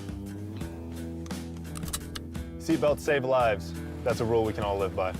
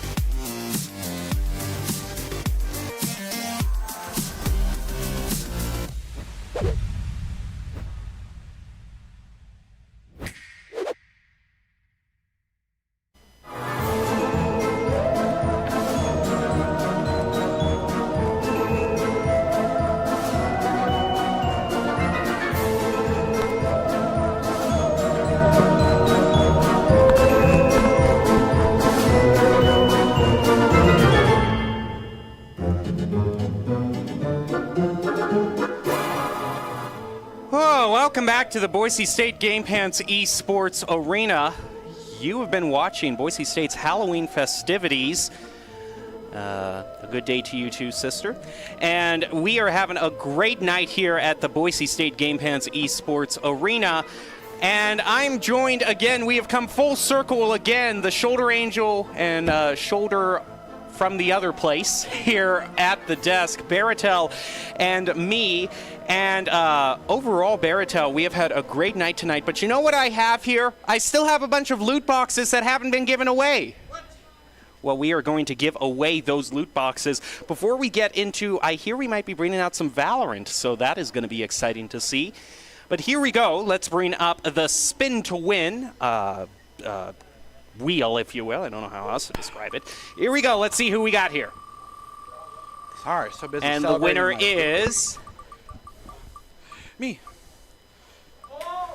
Sean Brennan is the lucky winner here. We have someone throwing up their hands here. You can just speak with the powers that be to claim your prize. That was a great job, and congratulations to the one who won that. But anyway, Baratel. Yeah. Impressive performance on Jeopardy. You know, I know some things, and you just happen to pick the things that I know. There's not much knowledge beyond that, if we're going to be honest. So, thank you. You know? Well, I did try to spread it out, the questions between. I included a few Paladins questions, That's which I'm true. sure you appreciated. I did, especially with my favorite character, Leon. I actually included that just for you. I said I got to pick Baratel's favorite character. Got to, and I respect that. Now, Valorant's going to be another favorite game of ours. We talk about this off stream all the time. Yes, this is a little bit more of a fun match, but I'm excited to see if we're going to see I mean, if it's a fun match, you know what we have to do. All What's that? shorties. Just all Only shorties. I shorties. know. Let's just have some fun. That's fair. Well, overall, it looks like we're going to jump into Ascent here. Oh, and I see Dallin. Now, Dallin is actually a very experienced player, so even though it's this is escalation, actually, so they're going to get one of each gun. Yep, it's going to upgrade kind of like a gun game and other IPs, so... Now, I actually think this is quite even because we have a lot of new players kind of on the red team, whereas Dallin is a great player in Valorant here. Well, that's a pretty good gun. Yeah, they're going to start out with Showstopper. Well, it depends, if you haven't unlocked, Raze at all, then that's going to be... They all have bounce pads and Showstoppers? Okay. Yeah, it is. I need the code for this game mode. I've played this, and it is kind of a clown fiesta. It's explosions everywhere, just everyone faltering. Now, shots across the board. each team has a certain amount of weapons that they need to advance for. So once they get enough, picks, then they'll move on to the next weapon. Right now, both players start out on the Showstopper. Dallin doing great work taking out Retrospect. It's so nice. Oh, team's leveled up, and they are now on to the Vandal. Which, everyone should be used to the Vandal. Right. It's like one of the more popular out of the guns, if you will. And, I mean, it's one that can easily catch you off guard. Just one headshot and you're done. They are still facing up against the Showstopper, which is a pretty formidable weapon in and of itself, but... One hit to the head. Dallin is on a roll here. He's trying to... he's going to fall to the Showstopper. He will give the level up onto the other team as well, so they're on equal playing field with both Vandals in the hands of each team. But nice shots from Zeke, and he gets that health pack too. More shots across the board. Headshots are the name of the game. Of course, you only have to click once when it comes to the Vandal, so trying to get that aim down is going to be perfect. But shots across the board, and it is a set of 3 kills for this red team. That's going to be the level up, swapping over to the Phantom, kind of the other main gun in the game, if you will. Phantom is a little bit better in terms of spray, closer range, not as long range as the Vandal, though. Yeah, it still has the opportunity to go for some nice headshot damage, but with that controllable spray, might be a little bit more tame. The firepower, though, for any other shot to other parts of the body is just not there. It's going to be, looks like a real tough time for this other team to level up. They finally do after a dire set of kills, and 10 minutes remaining in this game. Wonder what other game. Oh, it goes into the Guardian now? Yeah, the Guardian. Now, that's another one. You just need one headshot with that one. So this is kind of, we've just, I mean, it's Valorant. You know, the name of the game is Headshots. And this one is deadly accurate. Wow. Zeke popping up with the almost 4-piece here. He's saying it's set down. We're close. Now, that being said, they're going to be swapping over guns if they continue this kind of domination here in the mid. Yeah, red team still has some ground to gain up. Hasn't made it to the Guardian yet. It looks like actually that's the Ares now. Yeah, the Ares, which is the first of the 2 machine guns. LMG, and it's one that can be, with controlled hands, pretty accurate at long ranges. Of course, with the clip size being as large as it is, it's a pretty powerful gun in the right hands. And as you can clearly see, it doesn't take much to lock that down. And this green team is kind of running away with this right now. They continue to go up and grade, and now they're on the Marshall. Hey, look, another gun. Another headshot, yeah. I mean, it's obviously, since it's a cheaper gun, it's not going to be. Look at Zeke, though, with a head tub right there. Insane, the ace. Now 6. Gonna go for 7, maybe? Oh, my goodness. Okay, who can take out Zeke? Found. Oh. But moving while shooting the Guardian, he'll actually find him. And a nice shutdown, getting them that much closer. Shock dart time! Oh, it's shock dart as a weapon? Yeah! That is so cool. Okay, this game mode is really awesome, actually. There you go. The spray and play mentality. If it's live, we should play it after the broadcast. I'm 100% in. I'll add you. Oh my goodness. Yeah, who knew that the Guardian was a spray and pray gun? Is this a replay of the 5-piece? Yeah, I think we might be seeing that. Or I think it might be changing the overlay. We're still looking at live here. Oh, and it looks like the Stinger's going to be the next one. So now we're changing from long range to very short range. Which gives the other team a lot of opportunity to catch up, right? Right. Fighting in, trying to force your way through to a short range combat versus these marshals. Stinger versus Marshall. It's going to be a little tough. The 3-round burst, though. Dalamo finds one. Zeke looking for something, but will be pinned. 49 health left remaining in their bank. Will peek out. Will actually bait his teammate to an early demise. But he will stay alive and actually get one for them. So much damage in this short-range gun. If you can lock him down. There's the burst. Nice. Zeke continuing to just pop off left and right. A double kill going for them with the headshot on top. Looking for the triple. The switch is on over, and this is the best gun in the game. It's the Bucky. Ooh. I've gotten used to the shorty. I still haven't gotten used to it. Let's go, Bucky. I mean, again, it's the short-range gun. You know, if the other team, this does give them the opportunity to catch up because they'll have the Marshall, and they have the Marshall, then they'll have the shock dart. Those, long range, they can at least take advantage of trying to at least stay away from the damage from the Bucky. Oh goodness! Run! Be careful! Run! Oh, we have a knife fight. Between Neon is gonna get the pick onto Dallin. Respect. You pull out the knife. Hey, we can't shoot. We're not good at this part right now, so let's pull out the knives and go for it instead. Zeke getting another kill with the Bucky. And I don't know if I like Salazan moving that much while shooting. This isn't Overwatch. This is Frenzy is going to be the next one. It's an interesting, again, okay. Okay, so Blue has caught up at least. It does not take progress away from the other team, does it? No. Okay, shock dart now online for the green team. It's going to continue to bounce things down. It's a lot of damage, and despite it not looking to be a great AoE, it is a very sizable one, especially if a team wants to group up like this. But the Frenzy continues to remain supreme in the right hands. A 4-piece, maybe make it a 5. Going for the ace opportunity, goes around the corner. Takes out the knife and will finish that one off. Oh, it's going to Classic final round. Classic final round, no M2s here, only M1s allowed. Looks like Dallin is doing great work here. Just right-click on that Classic. I think they can close this out.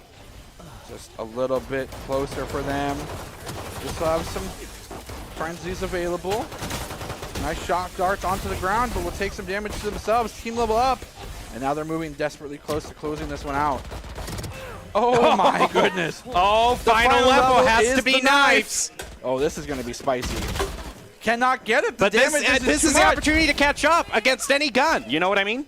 Oh my gosh, the movement speed at which Dialo's looking around this map. Finds another kill with the knife. Corn Cob going to be able to thwart things out. So much damage, and just red team's getting a lot of kills if they need to. Yeah, this is their opportunity. Now they move on to the Bucky, which is still, you can still pretty good against knives. Yes.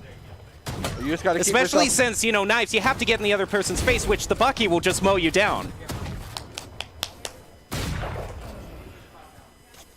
And look at this damage again. You try.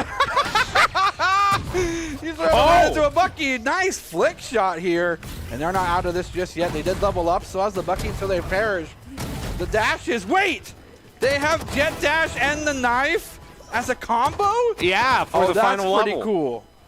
So they're on, what, last? No, they have this gun. They have the Frenzy, Zeke and then might close it out. Zeke dashing in the perfect position. Salazan only 13 health. They're going to corner this player, and Corn Cob with the assistance will actually clear him out, putting them that much closer. Just the Frenzy, and then the Classic, and they are on par with the knife-v-knife combat. Ooh, there it is, the Classic. The shots are across the board. This could be it. They are so dangerously close to this, and green team needs to figure out something, and they need to figure out something quick. This red team is continuing to just group up and just, hey, call out the targets. Everyone shoots the same guy, and it's going to be perfect for us. Nice attempt from Dalamo, but it's going to be a 1 versus 4, and they cannot engage Solo Dolo anymore. Yeah, it seems Tesla. They were all going into the courtyard here. They're sitting in mid and watching every angle, but this could be to their demise. There are so many angles. Look at these kills, but that is 1 kill. I do not know how close they are to victory beyond that. And now it's knife combat. and this goes to the advantage. The green team no longer has the lower hand. Oh, and they now just we'll get hit it. one more. Dalamo just got the last kill, but kudos to the red team for catching back up. They went by the wayside for so many guns. I almost wish I could play right now. That looks so much fun. It looked really fun. Well, overall, I don't know if we're going to have any more or if that was just kind of the end of it, but that was really fun. That was awesome. Yeah, we're going to have some more Valorant Let's go again. So I don't know. Do we stick in escalation or do you want to go to maybe Spike Rush? Ooh.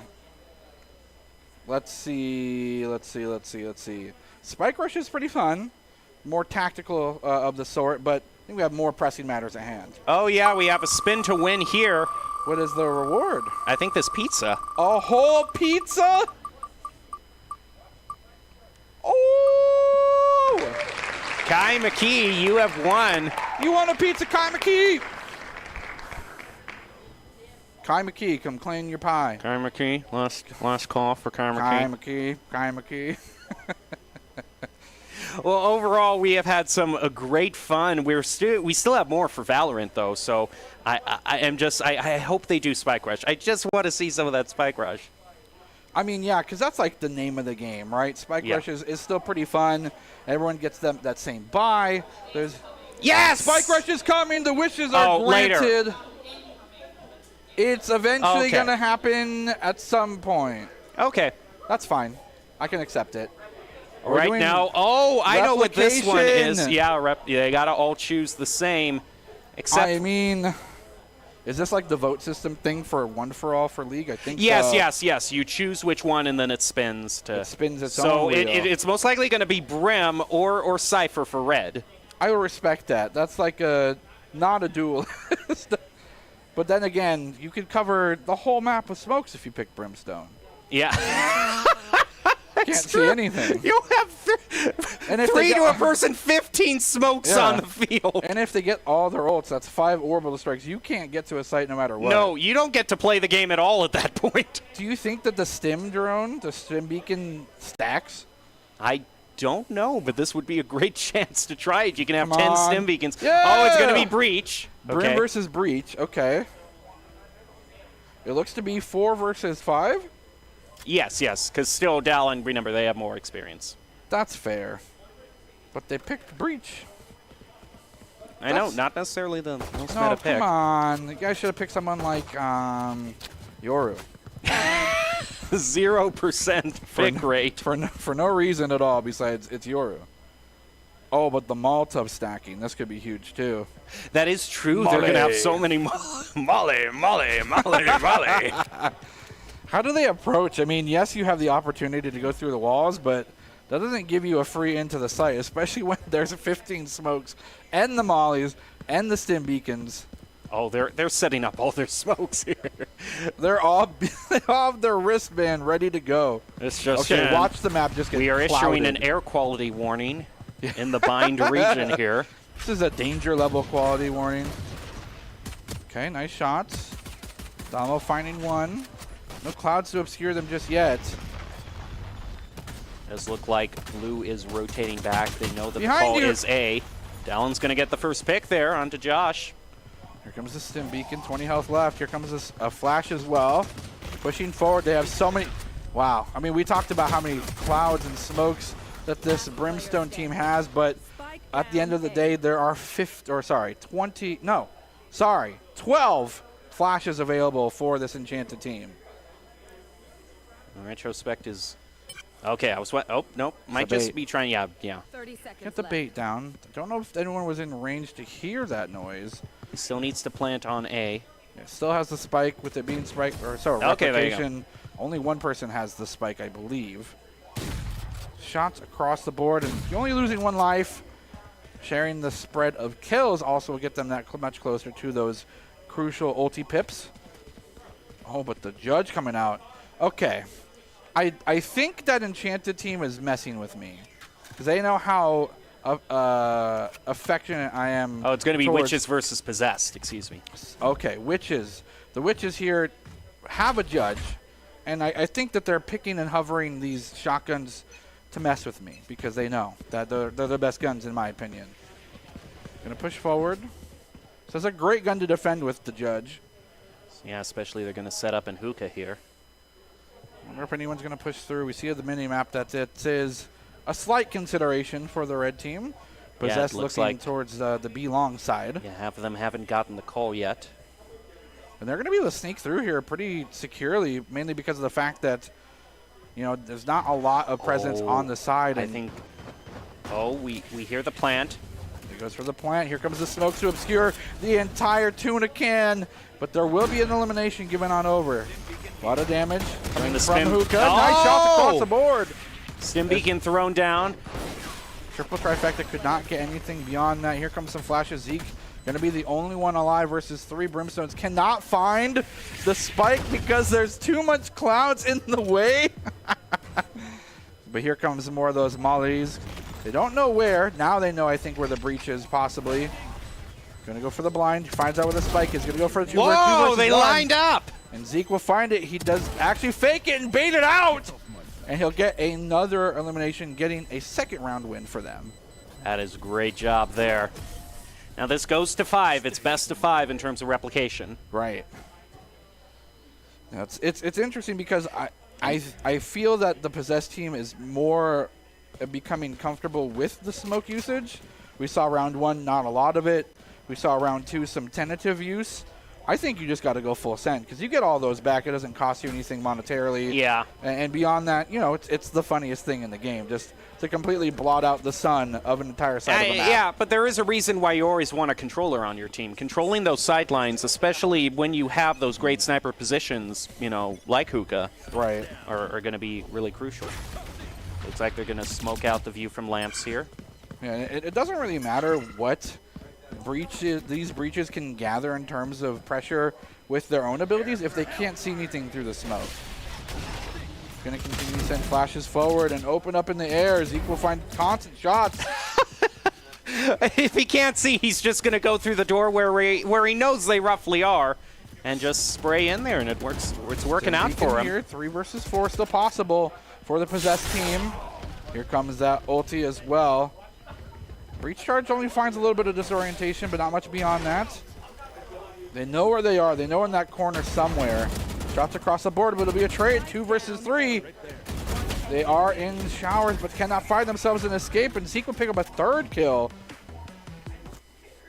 Again, very comfortable playing Valorant. Some of them part of, you know, some teams possibly. Right. So definitely showing some prowess and comfortability with at least this hero, if not just the game overall. So not too surprised in that regard, but still a valiant effort so far from this Brimstone team. And again, I do think that they can pull this one out. Yeah, I definitely can.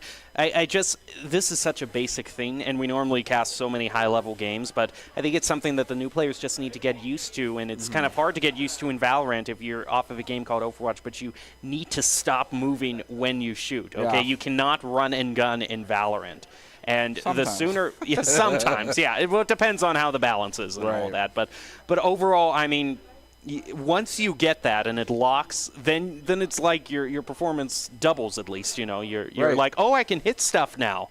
Oh, my shots don't miss when I could have sworn my crosshair was there. Correct, because you know the game's innately designed that way. And it again is Witches versus, I believe, the Possessed. Right. That was their icon. We are continuing on forward. 3-0 so far. And again, they are 1-0 so far in the series as well. Again, here comes that smoke use, and this is going to be huge for them to continue to just choke out this vision line for the Witches. Maltese will be used across the way. A nice shot. Zeke with the operator gets himself the ultimate. Does not know when it's going to pop off just yet. I mean, when you have 15 smokes, you might as well, you know, stagger them out a little, because if you know the other team has the op, you know, you don't want any sideline whatsoever. And you can afford to, you know, kind of double smoke a point just with, you know, 5 rims. Pushing forward. Kind of actually, no, push back into their own spawn. Pushing forward will be the Witches team. And they're looking for the hunt. That is a shorty. And the blind to follow suit. He'll actually find the 2-piece. Has an operator. No, yeah, an operator, I believe, of their own. Yeah, it looks like they all have ops. Retrospect rocking the Marshall. Find one, but will take it out. as a flawless round goes over to the Witches. 4-0 match point, possibly, but the switch side could be the perfect opportunity for the Possessed to turn things around. Does not give a lot of ease of access for the Witches if they can't see the site that they're trying to plant on. Right. Are they all shortying? I believe they are. I think they are. Well, at least everyone on the red. They understand they're at match point, so they just want to try to have some fun. Yeah, I mean, to be fair, if smokes are the way that the Possessed team tries to play, coming right out of a smoke with that short range and shorty is a good idea. And well, again, and this is pistol round too, so that makes sense. Here comes the smoke possible deployment, at least from one member of the Possessed team. These are going to be pivotal for them for success. Again, that's the big advantage that they have over these breaches. But the storm is here. Mollies will be thrown away, thrown over, but the shorties will be just so much damage close range. And across the board, be long, be short, does not matter. The plant will be here, and it's going to be a tall order 3 versus 4 for this Possessed team to come back. Well, they're going to try. They're going to meet Dalamino around here. They have the Bucky. They're going to find one. Looks for a second opportunity, knows someone's there. Goes for the second shot, but does not land it. The 1 versus 3, but there it goes. The attackers win, and the Witches will close this one out. Yeah, it's turning out to be a real kind of landslide, if you will, in favor of the red team here. It just seems, even with fewer players, just that added experience, knowing the mechanics of Valorant a little better, are really paying off. Yeah, but I mean, that's the kind of stuff you look to appreciate, right? With a program like ours and everything, you gain that experience, you gain that training, extra practice. A lot of these opportunities are available to anyone. We talk about it all the time for us looking for, talent, players, and production as well. Now, that extends to everybody who wants it. Right. You got to really want it, though, Yeah, that's true. Just like you got to want it as much as you wanted the Jeopardy win. I wanted that win so bad, and I clutched it up with the final answer to double my score. I know. Pretty good. If you had gotten that wrong, Smar would have actually been the winner with 100. We had actually fabricated that as a script, but then I knew the answer, and I was like, okay, well, I'm going to take it. Exactly. All right, it looks like this is the spike rush we have been waiting for, and we're on the newest stage, Fracture. This map's so good. Don't you tease me with this Yoru. Don't you do this. I know. I think it's already locked in. I think this is locked in. Yeah, he's indeed going with it. It doesn't matter what happens in this map, then. The red team has already won in my book. Well, yeah, but they're going up against, Doesn't matter. 3 duelists and a sentinel, actually, now that I see it. So a huge duelist strategy on the defending team. This looks like a Yoru player. They got the icon. They're ready to go. Best character. Does not matter. They already won. We'll just have to see. In terms of other players, it looks like Possessed is actually spread it out pretty far. They've got their their duelists, they got their controllers, initiators. I mean, it's all spread out. So they've got kind of the standard composition here. It's the Witches who just really want to go with the duelists, and they're gonna instantly take out. They're gonna instantly take out Neon Tesla, dashing your hopes of seeing this Yoru. Look, it's not. It was lagged or something. Even though they're all playing on the same internet. And I just saw Dallin, of course. Dallin loves the golden gun. Whenever he sees the golden gun, he's like, give me the golden gun. I'm going to do anything to just get it. Right. Now that he has it, he is going to be sitting happy. It's just one shot is going to do it with the golden gun. These power-ups do give an opportunity for Possessed to have some fighting power. As we can clearly see through everything that's happened so far, they've doubled their man advantage 2 to 4. But again, they are 2 formidable players here on the Witches side. Find one. There's that headshot here. Going to go for the full heal as well. Last player standing, though. 1 versus 3. He will be found out. Tagged up. Still overhealed. We'll find a 1v1. 22 health remaining. They just need to go for the spike rush here. Turn away from the Lear, but the M2s do not connect. He's completely found out. They just got to go for the plant. And they do not need to because they just got the elimination anyway. And then the plant. So nice. Possessed finds an angle. They're maybe on more comfortable characters, so maybe that shows a little bit of prowess. But now we move to a gun with a little bit more oomph to it, the Bulldog. Wait. Yes, the Bulldog. Even though it shows the judge on the screen for the weapon. It is indeed the Bulldog. It shows the judge with the text Guardian there. Yeah. while they're holding the Bulldog. So who knows? Spectator bug. This is a dangerous gun in the right hands because those 3 shots going straight to head could be just devastating. The ability to aim down sight is huge as well. Nice Sage Wall will thwart the advance from this attacking team for now. Do they reconsider? Do they go somewhere else? They pick up the Tracer rounds. And I believe that's the only power-up they currently have. Dallin did pick up the golden gun, is instantly going to use that updraft to go on top of the Sage Wall, trying to get that one shot. He finds it, getting Corn Cob. It reloads with every successful hit you get. We'll see how he can do. He picks up his second, going on for that third. He picks it up. Can he get the quad? No, it'll be taken away from him. Yes, indeed he can! He actually did it. Wow. And a flawless for the defenders. I told you Dallin likes the golden gun. I can only imagine why. It's pretty good, right? Interesting. I gotta say, this weapon skin, along with the aquarium one, just hurts my brain. Why? I mean, it's a nice picture, but it just... That's what they're gonna share! No, they don't want it. Oh. No, the classic Vandal skin, I don't know. It's tough. It still shows the judge. It's not. It's the Vandal round. 1 versus 1 in terms of score. Not a lot of time in the bank for this sort of spike rush, but that would, of course, imply the name Rush. Oh, Ultimate ability orb. Yeah. Who needs a golden gun when you got a set of 5 dimes that could do just as much damage? But that's also going to be another one captured. They actually captured 2. Yeah, so he's going to be able to run it back. Finds the hot hands. Doesn't find any target, though. They're looking for an angle. Here comes the run it back. Yep, he uses that. Knives is going to get 1 from Dallin Mino. Will lose his ultimate early, but it's going to be a 4 versus 3. Be taken out in the sky. They're not able to get through to the point just yet, but they do make it an even 2 versus 2. Last player standing. It's going to be a tough and tall order for Josh.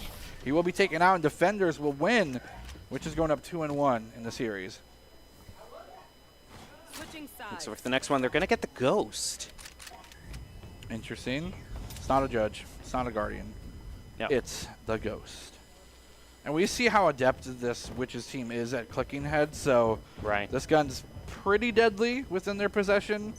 To be fair, though, with the numbers advantage and with how the possessed team like to call targets and all kind of focus the targets, the amount of spray and pray they can do could be huge. Here comes the Tracer rounds coming out. Here goes Dallamino. Dallamino. Need them, though. Pushing towards. They don't even know he's there. He's going to get 1, but only 1. What a nice trade elimination, especially with that power-up going the way of the Witches. Got to be aware of those sight lines. Retrospect looking for something. Oh. Tried to go for the res. Does not have it. Slow orb up into there. But meanwhile, they're on the other side Oh, he of the managed. map. They didn't even know he was there. They completely pulled some shenanigans there. That is a bait and switch is what they call it, I believe. Nice job by the Witches to put a lot of their players on one side of the map, feigning that someone is going to be able to put the spike down on that side, but in the meantime, they had Reyna just completely go the back way. Oh, and just was waiting, able to take out triple trifecta there. Now it's the Time other is not members. of the essence. Yeah, I don't know if they have enough time to actually get there. And the Tracer rounds are still No, they're in not going to have possession. enough time. They do not. They would have to get there, get the kill, and immediately, nope, time's out. Yep, this is it. Zeke will completely be okay with dying here. So that was Gets a us really secure. good bait and switch there to completely fake him out and just have one person go to A and plant by themselves. I mean, that. And it's going to be the Spectre this time. My personal favorite of these SMG type weapons. Controllable spray, a lot of damage, at close range. Pretty powerful overall. Yeah, it's kind of your standard, you know, your semi-buy weapon, if you will. Right. You know, you're not Yeah, full this is saving, your you're not half full buy. buying, but Yep. you wanna have something that's going to be better. Oh, they don't even see him Combat again. sim, my Triple goodness. Now, can triple trifecta get the actual triple? Well, he likes this. He likes the look of that skin Not there. the skin. Gonna walk into maybe danger here. Spike be planted, but the paranoia will be here. And shots He across the gets board. it! He gets the triple. Oh, can The he get spike the? is left completely. No, it's not unguarded. This entire time, Zeke's waiting in the wings. They do not know. Zeke's just got to play this patiently. Wait for maybe the rest of the team to gather. They know where the spike is. The teleport will be there. He'll find one. Go for the keel. Goes for a little bit of extra. Still has the Empress. Does not go for it yet. Goes for the intangible dismiss. Pops the ultimate. The Empress could be huge here. The amount of firepower is just so much, but he does Nope. not have the health to support Okay, it. but do they have enough time? They do have enough time. Yeah, they do. They do. So we'll get things 3-2, and Possess is 1 round away from tying Oh this no! up. Don't get too cheeky. Yeah, don't do that move that you just did. Don't do that. 2.79 seconds, by the way, by that little whoopsie there, maybe. Okay. Okay, we're just moving right up to the. So that's an operator. It's very powerful. Pretty good gun, some would say. Pretty powerful. It's not the judge, so it's not the best gun in the game, but that's okay. And I gotta give the advantage to Dallin here, just being on that jet. Now I wonder if they consider going for any of these power-ups by giving away the operator as an opportunity. They know that this peak's scary. They know someone's watching, but they cannot find it. The flick will go wide. Corncob being able to hold this angle for a little bit longer until someone comes in. He will lose the 1v1, but on the other side, his team will find a trade elimination. It's going to be 4 versus 3. The wall is up. Cannot afford to go through this too loudly, but they will slice through it. Looking for an opportunity, maybe found out completely. It is being speculated that there was someone on the other side of that wall. No one just yet. Shots across the board. You gotta ask yourself where the spike is currently and where they're gonna try and plant it. Zeke going to retreat away from A. Well, it's spike rush. All the every attacking player has the spike. Exactly. Shots across the board will find him wanting. The teleport on the other side somehow knew he was gonna go. Here comes the run it back. Finding nobody on the defense here, so the spike will be easily planted without any issue. Fortunately, it cannot be the Phoenix as he will be rewound right now. Thank you for rewinding. And now the defense begins. Where are these angles that the 3 versus 3 will peak? Who will be able to be supreme in these 1v1s? They see the barrel. Can they shoot it? They're contemplating if it will do damage or not. Will that count as a wall bane? Is the wall thin enough for it to count? No, it's not. And they don't know that they're being shot at either. Instead, the bait is there. And it's just the Yoru, the savior of the game, possibly still the one to make something happen, but they could not. And attackers will win. Stick the barrel of the gun out of the door and just Shoot make them the guess. gun out of their and then I'll hands. go around and Exactly. And yeah, What a I like great that. play. That's top tier strategy. Bait them into thinking that you can die, but instead they die. Well, that has been, as you can see, it looks like we are just winding down things here. It has been quite a night, has it not? Really fun. Super fun. I wish Halloween happened all the time. Well, you know what this means now. What does this Halloween mean? is tomorrow. That's true. Thanksgiving really doesn't exist anymore. So it's Christmas music time. Yeah, it's yeah. You're gonna start hearing a lot of Mariah Carey in the department stores. That's my jam. I will rock that My song. family hates that song so much. So. How can you hate it? It's in Because essence she can't Christmas. pick a note. Okay, she's all over the place. She doesn't need to pick a note. You ever heard of like omnipotence in terms of just anything? See, we're already into the Christmas mood here. We're debating Christmas songs, but her vocal range. you all still have Halloween to enjoy Yes. tomorrow. We hope you have enjoyed joining us here at the Boise State Esports Arena for this party. Thank you so much for watching, and join us next week when we get back to all of the great tournaments in esports action, But for now, have a good night and stay safe.